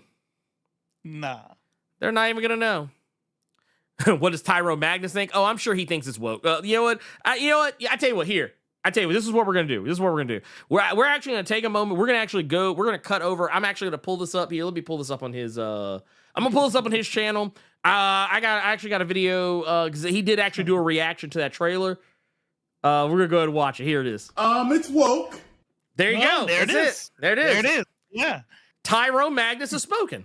He's spoken. His name jumps continents. God damn. He's spanning the whole world. I'm surprised he didn't have like a little bit of Haitian French name in there. Right? Man, look, around the world in 80 days, facehead ass. Right? God damn. God damn. But yeah, let's get our next question. Taquino94 says, "What's up, y'all? Forgive me, but I gotta vent this out of my system. I am tired of the bullshit. No common sense or comic knowledge ass chuds trying to ruin shit for the real fans. Tyrone still can't get the taste of Snyder's dick out of his mouth. Woo! But now, why the fuck is Shapiro criticizing what looks to be peak Superman, and this fucker doesn't even know shit about comics? However, thankfully, it looks like the fans are opening their eyes, given how Critical Drinker got cooked for his hate of Thunderbolts. So do you all think we are slowly reaching a turning point where the fans are realizing the grifts and leaving these toxic fuckers in the dust? No. No, they're not going to leave them. Here's what's going to happen. Not yet. Not yet. Who was the one that made the movie? Who was the one that made the movie? For No. One of those chuds, one of those typical chud channels. Was it Critical Drinker? Was it Critical Drinker that made the movie? I don't know. Whoever it was, it doesn't matter. Point of the matter is that here is something that the right wing is never going to be able to do, and I'm gonna say it as with full disrespect, like no, like, oh no, I'm not gonna say I don't mean you just no. Okay, this is what the right wing does when you give them money to make movies. Oh, lady ballers. Yeah, this is what they do. They say, you know what? Here, we're gonna make lady ballers. This is what we're gonna do. That's Ben Shapiro's fucking little thing. Yeah, that's his shit. That's Jeremy Boring right up there up top. That's Ben Shapiro right there in the middle. They don't know. That is him, isn't he? Yeah, that's him. That's Matt Walsh. That's Matt Walsh right there. Fun fact. Check this shit out. I'm not sure if I said this on Left Face or if I said it here, but this was going to be a documentary. Yes, this was supposed to be an expose documentary where they were going to go and they were trying to find a women's league that accepted trans women. And they literally tried to find a league by saying they were trans women and they wanted to play. First of all, kind of wish it had happened because then we could have got to see them not win one fucking game. Bruh. Because I guarantee you they would have been balled up. But the what is almost as funny is they couldn't find a team that would let them in. It's almost like that there are standards. And you can't just be a man pretending to be a woman. So instead, they turn it into fucking a worse Joanna Man. Yeah. Because look, what was it? Ben Shapiro, Brett Cooper, where'd he go? Michael Knowles, Candace Owens, Matt Walsh, and then Jeremy Boring. Oh, and then this motherfucker, Daniel Considine. This motherfucker ain't nobody checking for. Because basically, for those who don't know, what Robo said is basically true. It's a worse Juana Man, if you could even imagine. And it's basically about a group of guys who decide that because they suck so bad at playing sports, they decide that they want to go join a women's league and pretend to be women. So that they can win. So they honestly, this just tells you what they think about women. Like, this whole movie is an indictment of what they actually think about women. They think of women as weaker and less competent, even in a sport where it doesn't really matter if you're male or female. No, Juana Man is definitely transphobic and bad as it is. Oh, this man. is worse. Yeah. This is worse. Juana Man, not good. Not good. Right. Juana Man is... I didn't say a bad Joanna Man. I said a worse Joanna Man. It's a worse. That's the difference. Worse. But no, and that's like, what was that other movie? Was it Terror? Was it Terror on the? Yeah, Terror on the Prairie. That was the one. This piece of shit that Gina Carano did. That I think Daily Wire also produced. Because this was right around the time where, like, she got canceled. And like, oh, no, we're going to put her in a movie. We're going to make her a movie star. We're going to take all the fame. Because here's the thing. This is something I think y'all need to really understand. The right wing, like, the people you see doing these right wing shifts or discovering they have a right wing fan base and decide to lean into it. Here's the thing that happens with these shifts. Mm-hmm. You remember Matt Rife? Yes. The fucking pretty boy, sexy flexy ass motherfucker, white boy. The dude that played every straight white woman on the internet. And I'm not gonna lie, fuck him. Yes. But that was pretty dope to see. I'm like, it's the He same as the other dude. Who there's this guy. Who's the guy who plays Luke Cage? Dave Coulter. Dave Coulter. Or no, there's Mike a dude, Coulter. Mike Coulter. I don't know why I said Dave. Mike Coulter. There was a Facebook content creator who was like a prettier Mike Coulter. Like, he's like really good looking dude, and he would always sit in his car, right? Bald black head, really buff. He's an attractive dude, and then he gives all this stuff. But I hated him, and I hate every content creator who does this shit. where it's just like regular shit. It's like, hey, have you bought your lady some flowers today?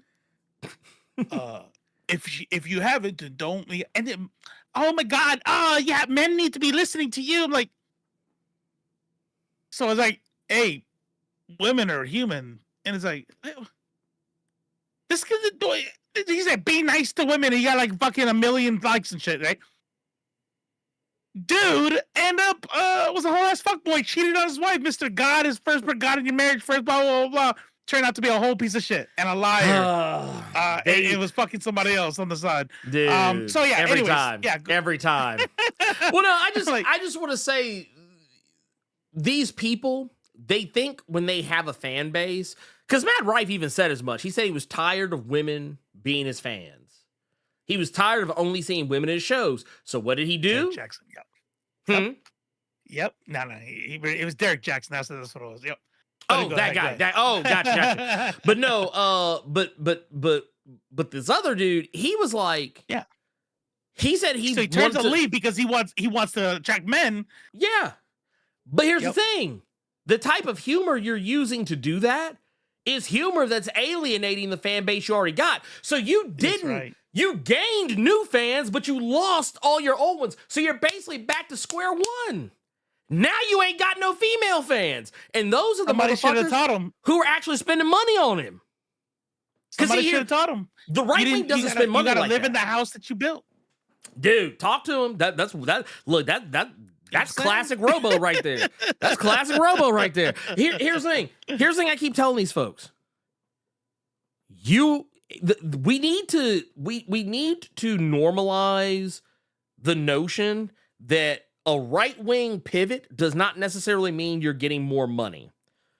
Like, because I think too many times we've seen people right-wing pivot and make more money, and everybody thinks that, oh, if I do it, I'm going to get money. Here's the thing. Right. The people who have done it, your Dave Rubins, people like that, your Jimmy Dores, it's because other people, like actual corporations, are paying them.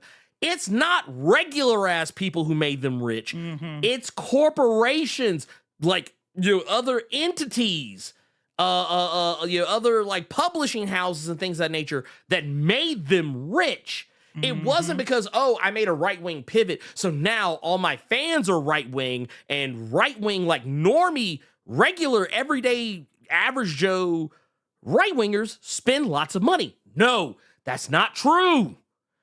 Right-wingers are just as broke as your leftist audience. The difference is that there's more right-wing leaning corporations willing to spend money.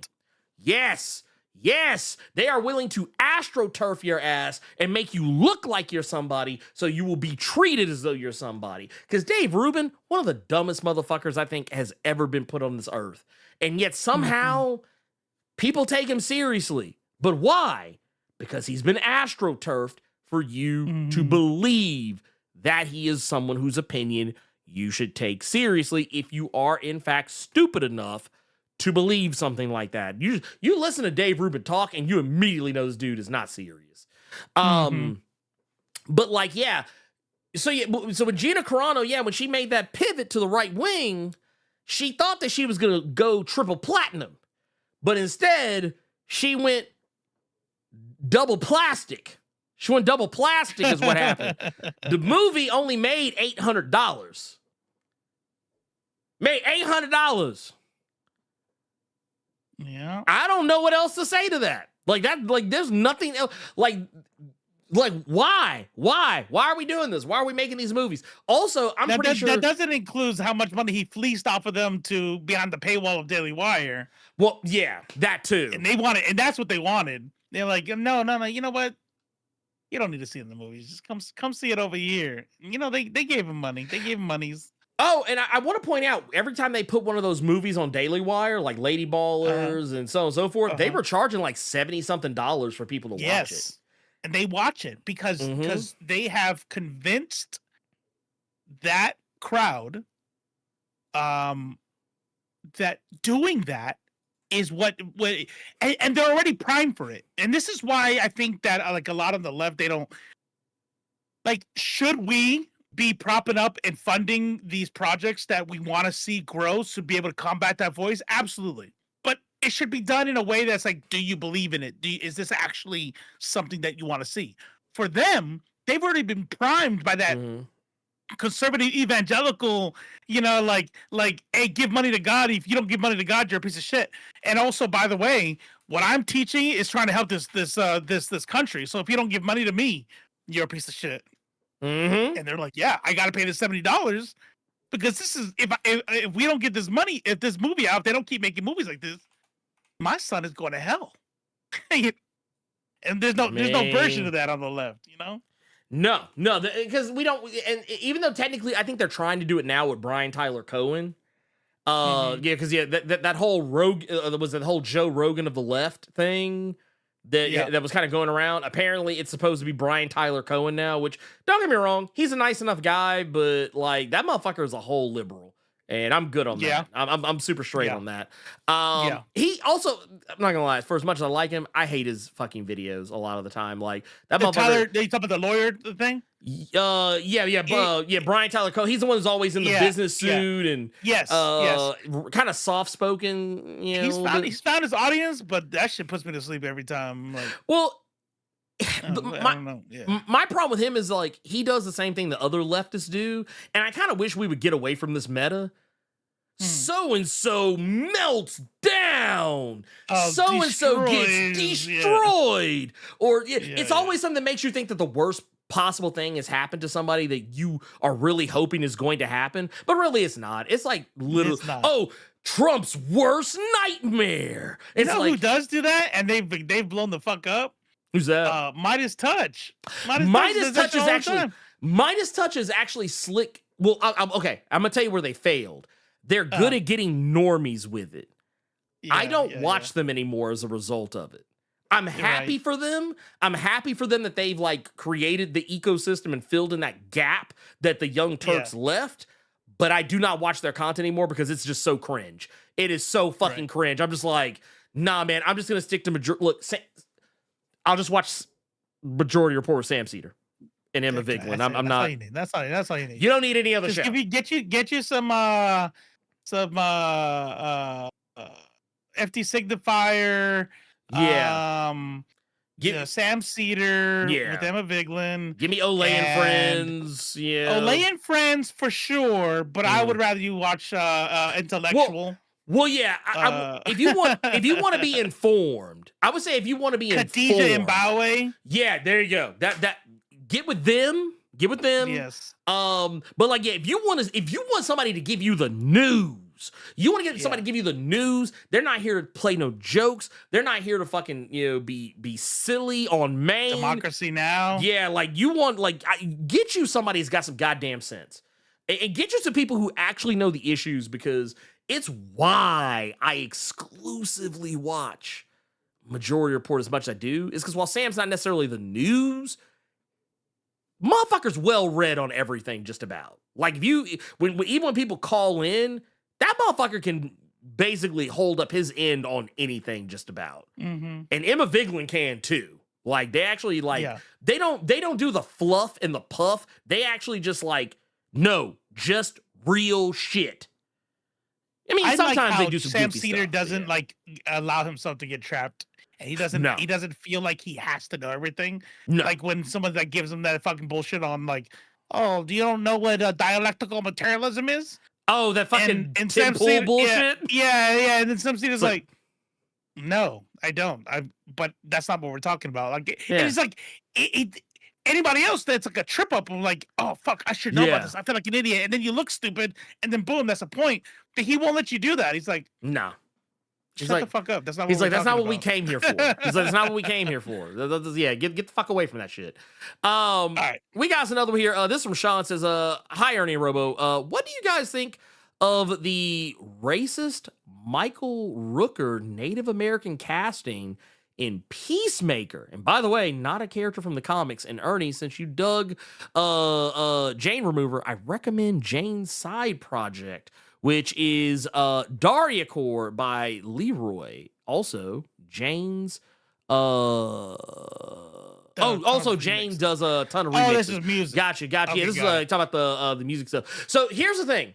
The character in question that Michael Rooker's supposed to be playing, I don't know if the character's actually been confirmed. I talked with some other people about this when it about coming to season 2. Yeah. So a couple of days ago, his character was revealed. Apparently, Yeah. I did not pay this any attention because it kind of slipped under my radar. But apparently, yeah, he's playing a new character. In Peacemaker season 2, and apparently he's playing Red Saint Wild, who is a character. Yeah, he's a new character. I've never heard of him before. Yeah, the article I think even goes as far as to say that he's a brand new character. He's not from the comics, supposedly. Yeah, they said that in the question that he's not even from the comics, so they can't even you can't blame it on that. Yeah, this is him. This is who he's playing apparently. Which I'm just kind of like, ooh, man, it's not a good look. But apparently, he is supposed to be the nemesis to Eagly, the bird. Oh, he's trying to hunt Eagly. Yeah, that's basically, dude. That is a comically hunt showdown fucking gun. Is that a Sparks? Is that a Sparks? I don't know what the fuck that is. I don't know what that is. I want one. Yeah, like I feel like he has to reload in between shots. That's all I'm saying. Right. He's like, wait. It's okay because it leaves you with 5. Yeah, he's one tap, and if you already lost the bar, it's you're done. So, dude, you can shoot that motherfucker anywhere. You shoot that motherfucker in the ankle, it's a wrap. This is very silly. I don't know. I know how I feel about it, but I'm going to, before I fully express how I feel about it, I'm going to need to know more. I'm going to need to know more because here's the thing. If he is supposed, if his character is supposed to be indigenous, I have a lot of questions. If his character is supposed to be a guy who thinks he's indigenous, I'm a little bit more willing to go with that because I have a feeling James Gunn will make fun of it. So yeah, I would have to see it. It's basically, remember when you and I talked about this before, Robo? We were talking about it was the Anthony Mackie thing when Anthony Mackie caught all kind of shrapnel for the whole men need to be men, whatever it was that he was fucking talking about. And when you sent it to me, I was like, or no, I don't think you didn't send it to us. I think somebody else sent it in your Discord, and I think we were both just kind of like responding to it. And I'm gonna give the same reaction and be like, I'm gonna need to see more. I'm gonna need to see more. I need more context because, like, on his face, look, on his face, for what it is, this is bad. This is bad. This is not a good look. This is not a good look. But here's the thing: I'm not giving it credit. You know how like people on the right will be like, who cares? All right. So obviously we're not. It's just a movie. But knowing James Gunn, it would seem silly in 2025 to make this big of a faux pas, right? This is not even like a brown dude who happens to be Southern Italian playing an Indian dude, or they're hoping nobody asks. Like, this is a very clearly white, blue-eyed individual. Like, it's like, there's got to be something else going on here. Mm-hmm. And I'm gonna wait. I'm just gonna wait. Yeah, I want to see how he plays it because, like I said, if he's playing it for laughs, which look, James, I'm not trying to be mean, but James Gunn is not a serious person. He does not take himself so seriously that he's not above a joke. And that's what he does. So I'm nobody here is mad at Robert Downey Jr. for doing Tropic blackface, Thunder, right? Yeah. Which I've seen motherfuckers. I have heard people try to be mad at him. I'm like, man, fucking get out of here. Because here's the thing, I used to be one of them, and now I just don't care. Like, I don't. Oh, you were mad at him? You didn't like that? I wasn't mad at him, but I didn't appreciate. I did not find it funny the way everybody else did. Like I was kind of like, yeah, I was like, this is. I can respect that. I can respect that because you're either laughing at the irony, right? You're laughing at the irony. You're laughing at the lack of self-awareness. Or you're laughing because look at this guy in blackface talking like a black guy. Yeah. And it's like, bitch, I don't know which one you're laughing at. You know? Yeah, right. The thing is, do I hate Robert Downey Jr. for it? No, I don't. Because he would not be the first actor to ever wear blackface. I will say this, at least in the context of what was going on with the movie, it was something that while I think it's a choice. I think even at the time the movie was released, it was a choice. But I'm just like, you know what? Whatever. I'm not gonna. That's fair. That's fair. I've seen more because here's the thing. Okay, I would be more angry if it was a movie where Robert Downey Jr. played a black person. Like not a white person in blackface.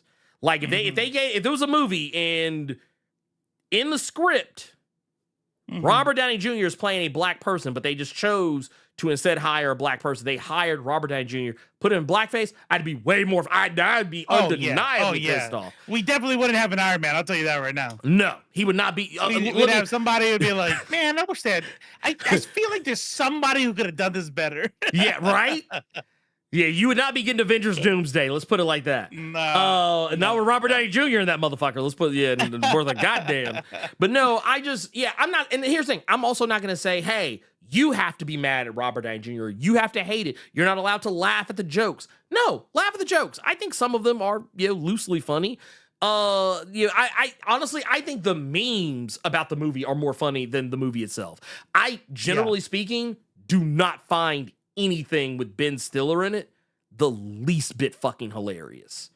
Like Ben Stiller is one of the honestly, when I found out that motherfucker was doing Severance, I was like, thank fucking God. Finally, someone made that motherfucker stop trying to make folks laugh. Because I said, this motherfucker is not funny. Okay. I was like, this motherfucker. I said, this. I was like, I was surprised. Yeah, no, I was too. God damn. I was too. Yeah, no, he.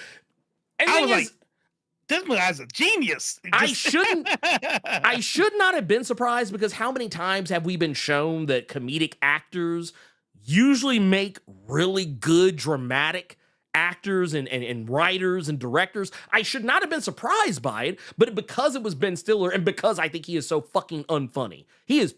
Yeah. I'm not gonna lie. If someone put a gun to my head and said, hey, watch this Ben Stiller movie. You got to watch it all the way through. You can't get up. You can't look at your phone. Can't do nothing else. You got to watch the whole fucking thing, and you got to laugh, and you got to mean it. I would just say pull the fucking trigger. Like literally at that if they said I had to,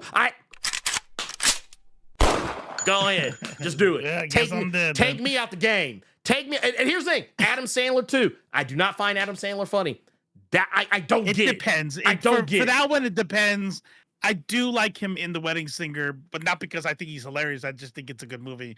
I will give you The Wedding Singer. Yeah. I will concede. I will concede ground on The Wedding Singer because I actually do find that movie enjoyable, but not because of him. Like not because he's so hilarious. No, no. It's actually the cast around him that makes the movie for me. Right. Not him.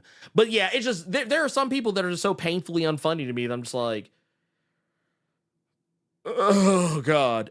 So yeah, the fact that Tropic Thunder was never going to be a lock for me. Oh, also, and this is the other problem too, because Jack Black was in that movie as well. So you're talking about a movie where you had like two people who I don't generally find terribly like enthralling or funny. Jack Black is kind Jack of Black right now, but I do. Look, I had a lot of white friends. I can sing the fuck out of some Tenacious D, okay? Yeah. Oh no, I remember when Tenacious D was like all the rage, and like one of my buddies used to listen. Like Fucking her softly, I'll kill it. I know every word. Dude, that motherfucker would force me to listen to that shit in his car when we would go somewhere, and the whole time I would just be like, "Oh my God." Really? Like you being in the band, I feel like you would. I don't know. I feel like you would be able to sing that shit. I mean, I could, but I didn't want to. Like it. I didn't. I was like, this motherfucker's just doing shit. I was like, he's just doing shit. I was like, there's nothing. Right. I was like, I respect the artistry of it. It's frat boy humor for sure. 100%. Oh, and see, and that's the thing. Yeah. My least favorite type of humor. I feel you. Did you like American Pie or Road Trip or Get Up to the actually, let me Greek, take it back. I like the first American Pie, but nothing after that. Same. The like Euro Trip. I liked Euro Trip, but like I actually haven't watched it.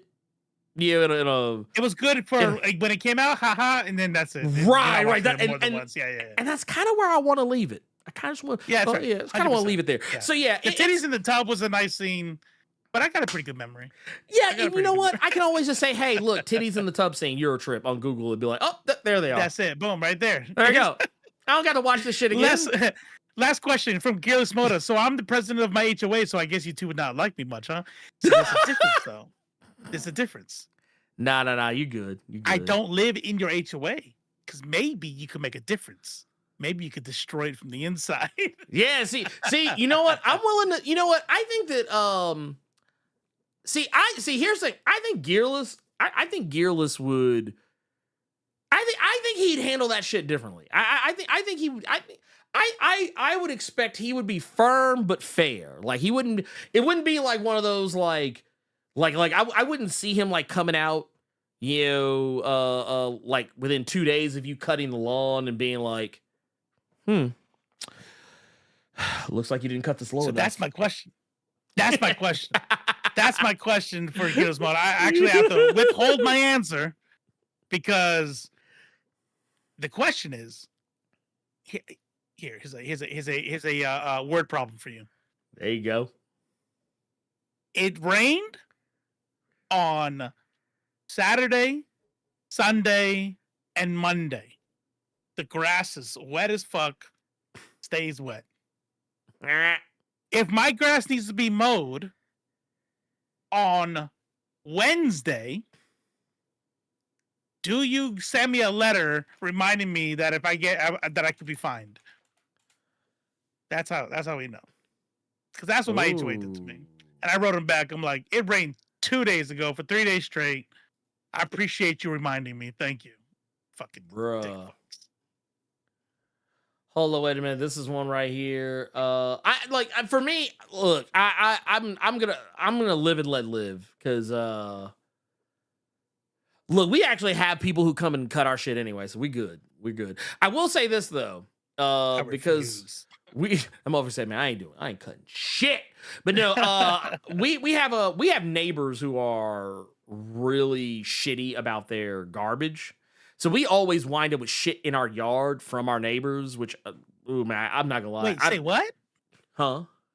Say that again. Why do you have trash in your yard? Oh, so okay, so we have neighbors on both sides of us. That one of them is, what's the best way to put this? One of them is no.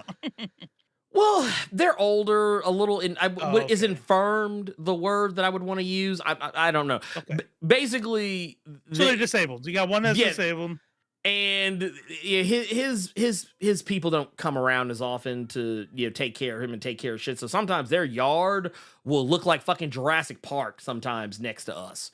And sometimes they have a really weird habit of using. So we have a 2 garbage can system. Like they have one, we have 2, and then we have like a recyclable one. They don't recycle, so we are the only ones really using the recyclable one. And sometimes they'll use our extra garbage can sometimes, and in doing so, sometimes we'll leave trash that like around the other garbage cans and never pick that shit up. And sometimes the garbage gets into our yard, or like, and the people next door to us, they are throwing parties like every like 2 or 3 days. Decrepit, yeah. Like, you know what? See, when people say decrepit, I always think of 7. I always think of like sloth. In 7. That's what I just expect. But no, Yeah, they throw parties like I'm shocked they're not partying right now. I'm legitimately shocked. And they usually have the whole cul-de-sac like filled up with cars and shit. It looks like a fucking rap video, which is funny. It's a whole cookout. It's a whole cookout. It's crazy too because they're older than us. They're not like young people. They're like people a little bit old. They're actually probably about our age, but they party like young folks. It'll be 3, 4 o'clock in the morning. You'll hear like soul classics just blaring across the fucking neighborhood. And I mean, is there scenery at least for you to enjoy looking out the window? And nah, not really. No, because they're inside. Sometimes they'll be out on their porch, like drinking and laughing and being loud and shit. Yeah. Which, to be fair, I mean, I'm not against them having a good time, and I'm also that person. I'm trying to record over here. Well, see, that's the thing. See, since DaVinci Resolve got that fly ass fucking noise reducer thing. Well, they got a thing where like it's a voice isolator. Oh, right. They got a voice isolation. Well, and now it's actually even better because it's actually AI now, so it's even better now. I know that sounds so crazy that I just said that, but yeah, if I turn it on now, are they sneakers? Random ass. I don't know. I don't know what they are. All I know That's is what he's hoping. He's hoping. He's like, could it be sex parties? Can I imagine that? I mean, look, for me, the reason why we don't call the cops is because we don't want to like get somebody killed. Yeah, basically. and also, truth be told, it's just more trouble than it's worth, I feel. I have a no shit fear of ever having neighbors hate me. I'm not even kidding. I have I don't want to say a phobia, but I have like this nightmare scenarios. I hear shit all the time of people poisoning fucking pets and shit, calling the cops on you. My boy likes to go sit in the backyard and fucking hit his fucking bong. Like, I'm not trying to have a neighbor fucking call the cops because fucking retaliation. Bro, I don't even. You can party all night. I'll cuss you out. I fucking hate my life. I'm never have motherfuckers try to poison my dog or some shit to get back at me or whatever, you know? So the only time I almost call the cops, is they had so many cars in the cul-de-sac that they like, because one thing I will give them credit for, they would never block our driveway. Yeah. I don't even like people parking in front of my house, though. I hate that shit. No reason. I can't stop them, but I'm like, what the fuck you doing there? I don't like it either. But I will give them credit. They only ever did it once. And they didn't really block it. I think what happened was someone thought, like they basically parked up right up to my mailbox, which is kind of right there at where our driveway is. But I think they parked just far enough up that basically I would have to, like, there's basically the way our driveway is, there's like this big ass fucking hole on the side. So if you go in that, you're kind of stuck. So basically you would have had to. No. It's like, it's a small hole, like a very small hole, but it's big enough that if a tire got in it, like you ain't getting out that motherfucker. Not easily. Like you're going to have to like, do some shit. But anyway, but the point is there was a real possibility of having to go over that or off the curb basically to get out. And that was the only time I almost did it. And thankfully, I think one of them saw me. Like, I think some of them were sitting outside and like on the porch. And I think one of them saw me like kind of like I was at the bottom of the driveway just looking at their at the car. And I had my phone out and I had the flashlight on because it was dark as fuck outside. And I think they looked like, oh shit, hey dude, go get shit. Yeah. But that was like the one. That's like the one, and I wasn't going to. I thought about it, right? But I think that was like that's the closest I ever came. But yeah. G Martinez, I know. I still don't play that shit. I grew up. He said, I know. I have zero rights. They can park there all day, every day. But I mean, actually, maybe I put a little pebble in. Maybe I put a little pebble in your fucking tire stem and put the tire stem back on, and then you wake up to a flat. I don't know. Well, I mean, here's the thing with that though, because that's not universal. Because they do actually have a car parked in front of our house that's been sitting there for like several months, and and it's actually kind of funny because we used to have a car sitting in the exact same spot, and we got a ticket for it. So, and that was okay. So in out here in front of my house, you can't park between like it's like 1 a.m. to something. And there are times where I move my car out so I can do the lawn or something, and I forget. I've definitely woken up to a ticket. That shit pisses me the fuck off. Oh yeah. No, Yeah, which like is just assuming it's not like a no parking zone or some shit. Yeah, I get that I'm not supposed to, but I got that from my dad. My dad, we would flatten tires, always the pebble in the tire stem. Remember that? Put a little tiny pebble in the tire stem, screw it on, you hit it. But it's so light that when they wake up the next morning, it's a flat, and they think that somebody's. You don't want to permanently damage the shit. That's fucked up. Nah, just flatten it. And then, Inconvenience. Yeah, it's inconvenience, and they can't prove it's you. Nope. Well, wait. What are they gonna do? What are they gonna do? They gonna CSI the shit? Fingerprint the pebble? Nah, because I'm gonna have gloves on, baby. Yeah. No, but well, He used to send me out there too because I was little. I was like 9 years old. I'd be like, I'd be nervous as fuck. I'd be so scared. My heart would go. Wait. Did you have the Mission Impossible theme like playing through your head? Like, now I'm playing in my head out loud. Dude,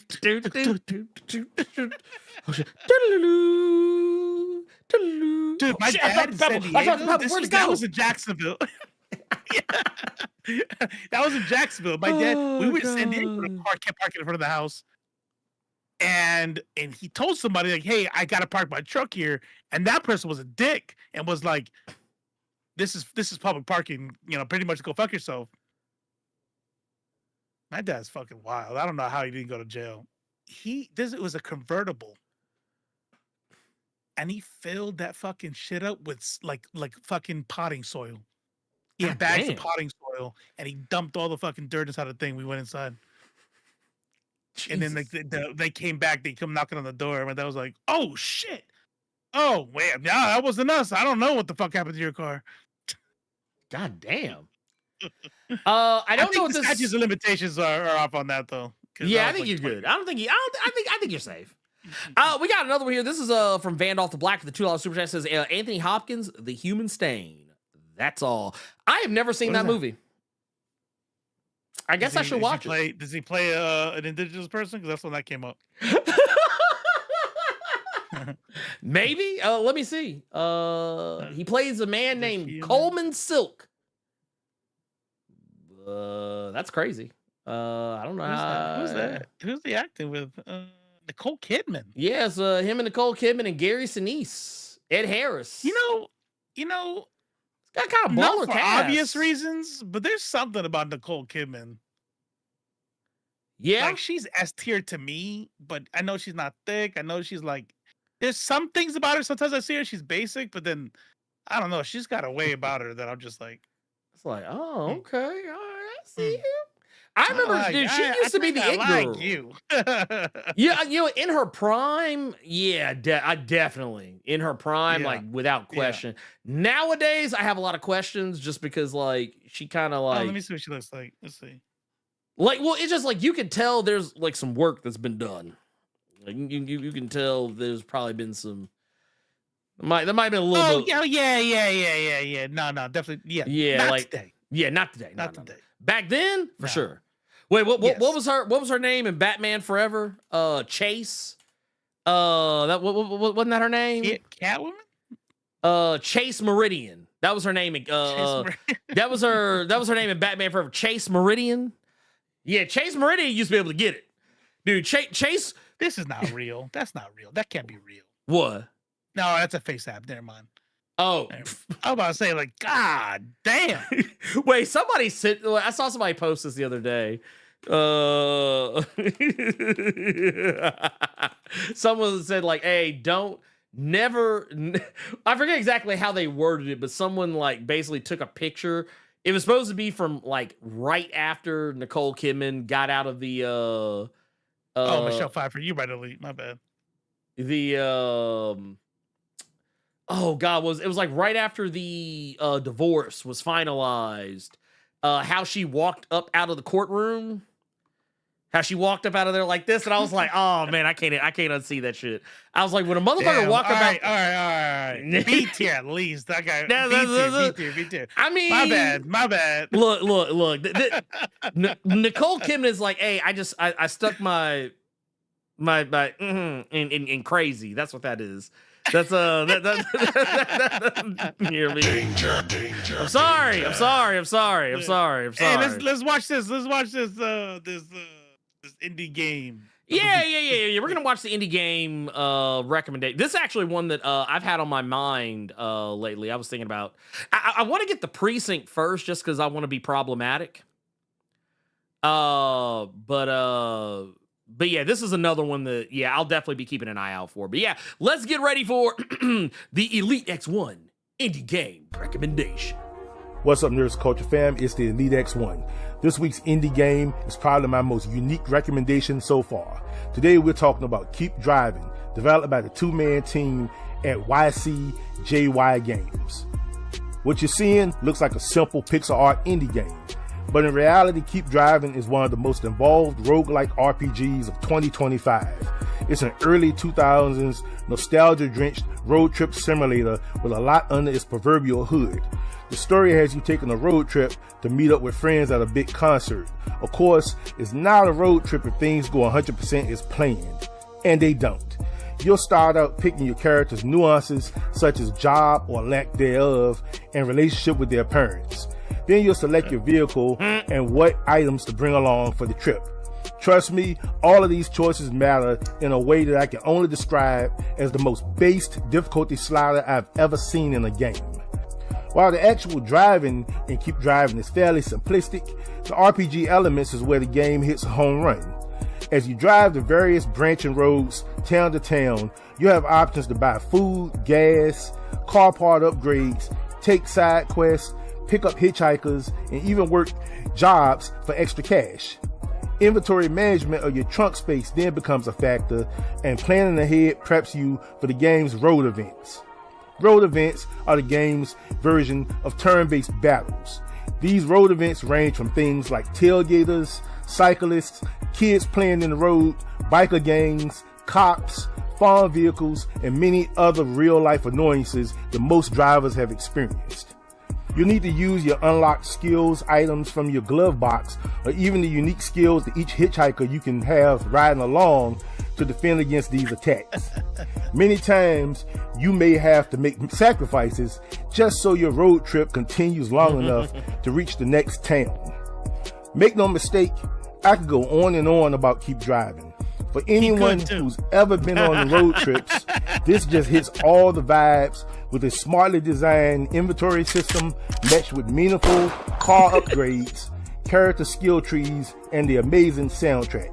The various hitchhikers with their unique personalities and traits that can be a help or detriment to your trip is also hilariously cool. I mentioned all of this to say that the game has a lot of personality, and it's everything I didn't know I wanted in a game. There's so much going on that the big concert goal becomes an afterthought, which probably also explains the 9 endings you can unlock. All said and done, Keep Driving is a virtual road trip I'm willing to take over and over again. That's dope. I like it. Kind of reminds me of, it sounds like, that whole like just pretending like you live in real life thing. There was a game that went viral recently for you're like a drug dealer. And what's it called? Was it Schedule 1 or whatever? Was that? Yeah, that one? yeah, something like that. Yeah. That shit went pretty hard. This right here seems very interesting. I feel like it would be a chill game, just like something like kind of like late. Like, I mean, obviously it'll probably be stressful. Something in some you spots, get hooked but on, but you didn't realize you were gonna get hooked. Yeah. No, I think I might have to fuck with this. I might have to fuck with it. And yes, Chase Meridian was Nicole Kidman's character's name. And I only remember this because when she calls herself Chase, when she says her name is Chase Meridian, I think it was Jim Carrey's Riddler that says, "And what a fetching pursuit you must be." That's the only reason why I remember her name.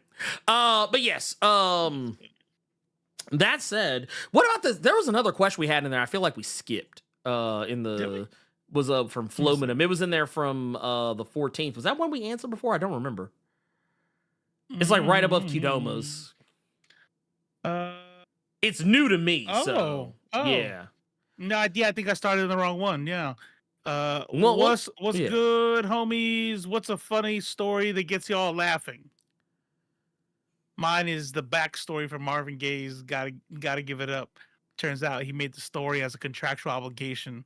Definition of here, brother, damn type track. Oh, man, go and take this shit. Here, brother. Yes, damn, gone. No, you know, I don't really have one.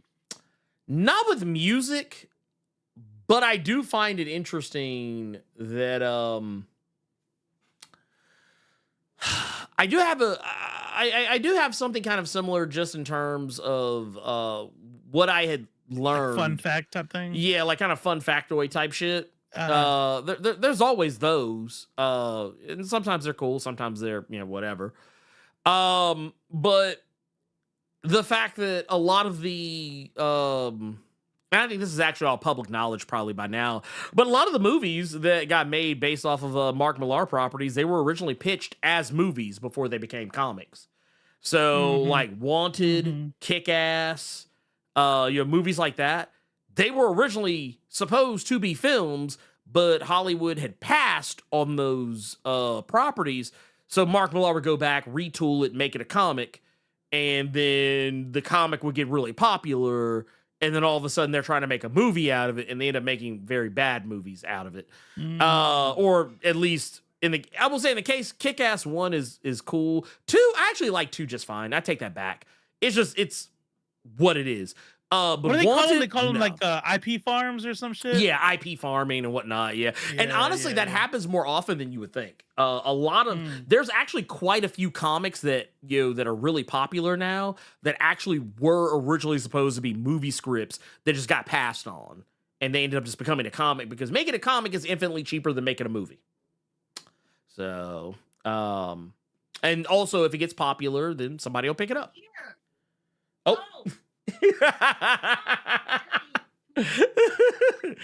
I don't ever want Manny to be mad at me. I don't ever want Manny to be mad at me. She ain't talking to me like that. Man, what you said. But I guess that right there, I think is The dog's pissing her off. Oh, yeah, I mean I don't blame her. I don't blame her. But I guess that's it. I don't think we got anything else. We don't have any other questions. I think we caught up on everything. And yeah, I guess, are you gonna be streaming live tomorrow? So I should be streaming tomorrow. But shit happens. I will say this much.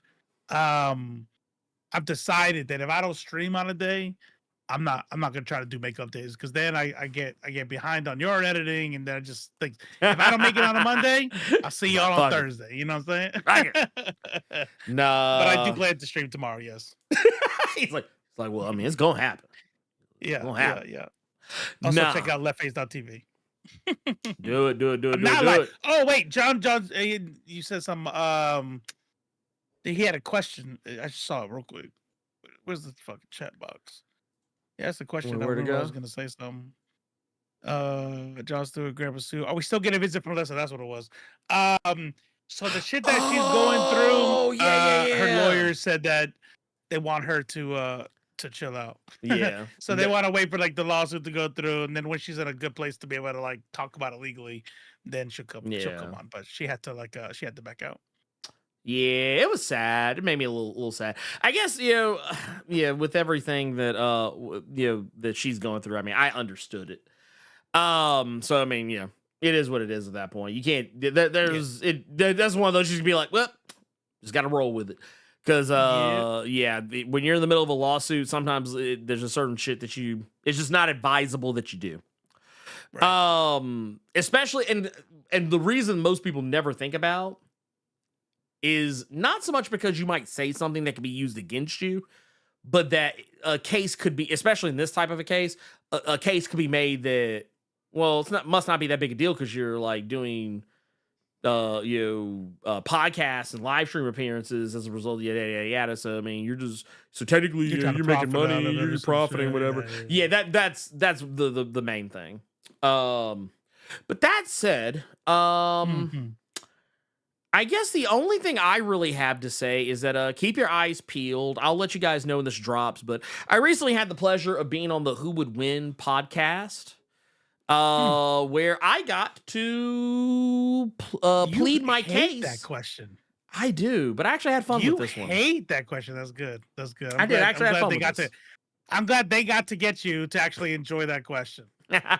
Yeah, I mean, do not ask this dude in DM. No, do not ask me. That. You'd be like, no, stupid fucking question. Whoever the writer wants. I'm like, yeah, that was kind of the thing. I was like, it's really gonna come down to whoever the writer wants.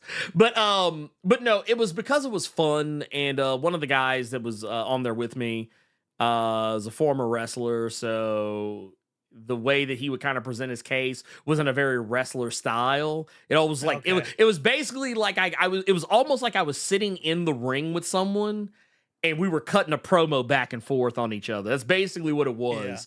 Yeah. And that's what made it fun. Cause like if you ask me a question, I gotta be like, well, actually. Yeah. If I gotta do that, that's not fun. To me, that's not fun. But I got to be like, well, you were talking all this stuff about right. It was less the question and more the interaction and the acting and yeah. But basically I got to be the guy who defended Storm's honor in a fight against Dante from Devil May Cry. So it was a very weird pairing, but it was actually pretty fun because I got to spend a week leading up in prep, trying to find ways to put Storm over on Dante, and I actually found some really good ones. So I feel like she would. I feel like she would check him pretty easily unless he has something to resist electricity. He actually can. Really? Yeah. Dante. So the thing and the reason why it was kind of fun is because Dante is a really OP character. He's actually more OP than most people realize. I think people focus so much on the cool factor that he's always in that sometimes people forget that he's actually just casually just no selling shit. But there are holes in his like defenses and shit that I figured out by studying him. And how he could fight against Storm. And it's not up to us. All we do is we plead a case, and then after the show airs, they let their audience vote on who they think would win, and then they go back over it. But just know that there will be an episode coming out sometime later, probably sometime later in the month, I think. Not this month, obviously, but next month. So keep your eyes peeled for that. And I'll be doing another guest appearance on someone else's podcast pretty soon too. So I'll tell you all about it. And we actually have quite a few interviews lined up as well. Joseph Village is going to be back. I'm going to be talking to social media influencer Don Martin about his book here next month, which I'm actually in the process of reading. Verity Vox. And the curse of Foxfire. We'll be talking about that here pretty soon. I got an interview with the Tim Seeley interview is being edited as we speak. I'm still working on that. And trying to think if there's anything. Oh, there was a new episode of Best Comics this week. Y'all should probably go check out. Go watch it because I put a lot of work. A lot of heart and soul into it, and it will make me cry if people don't watch it. So you should totally watch it and love it because I did it. And this was also a really difficult time for me because 20 fucking comics came out that were all so fucking amazing. So I literally had to sit here. I had to do the Batman thing. I had to do the thing like the Dark Knight with the Joker. Which one do you let go? Which it's like I had to take the pool stick and break it, throw one half of it down, and tell 3 people to fight over it. I had to do that this week. So yeah, that was the thing. Also, there's a new video out that I put out for Superman Unlimited, and I'm really sad that not a lot of people are watching it. It makes me sad. But hey, it is what it is. Also, before we get out of here, I do want to say shout out to Peter David and his family. We lost Peter David over the course of the weekend. Some of you may or may not have noticed. So for that, I have a very specific message that I want to give before we get out of here. And that is, I want to say that for Robo of Left Face TV, I am the Blerd Without Fear. And the American healthcare system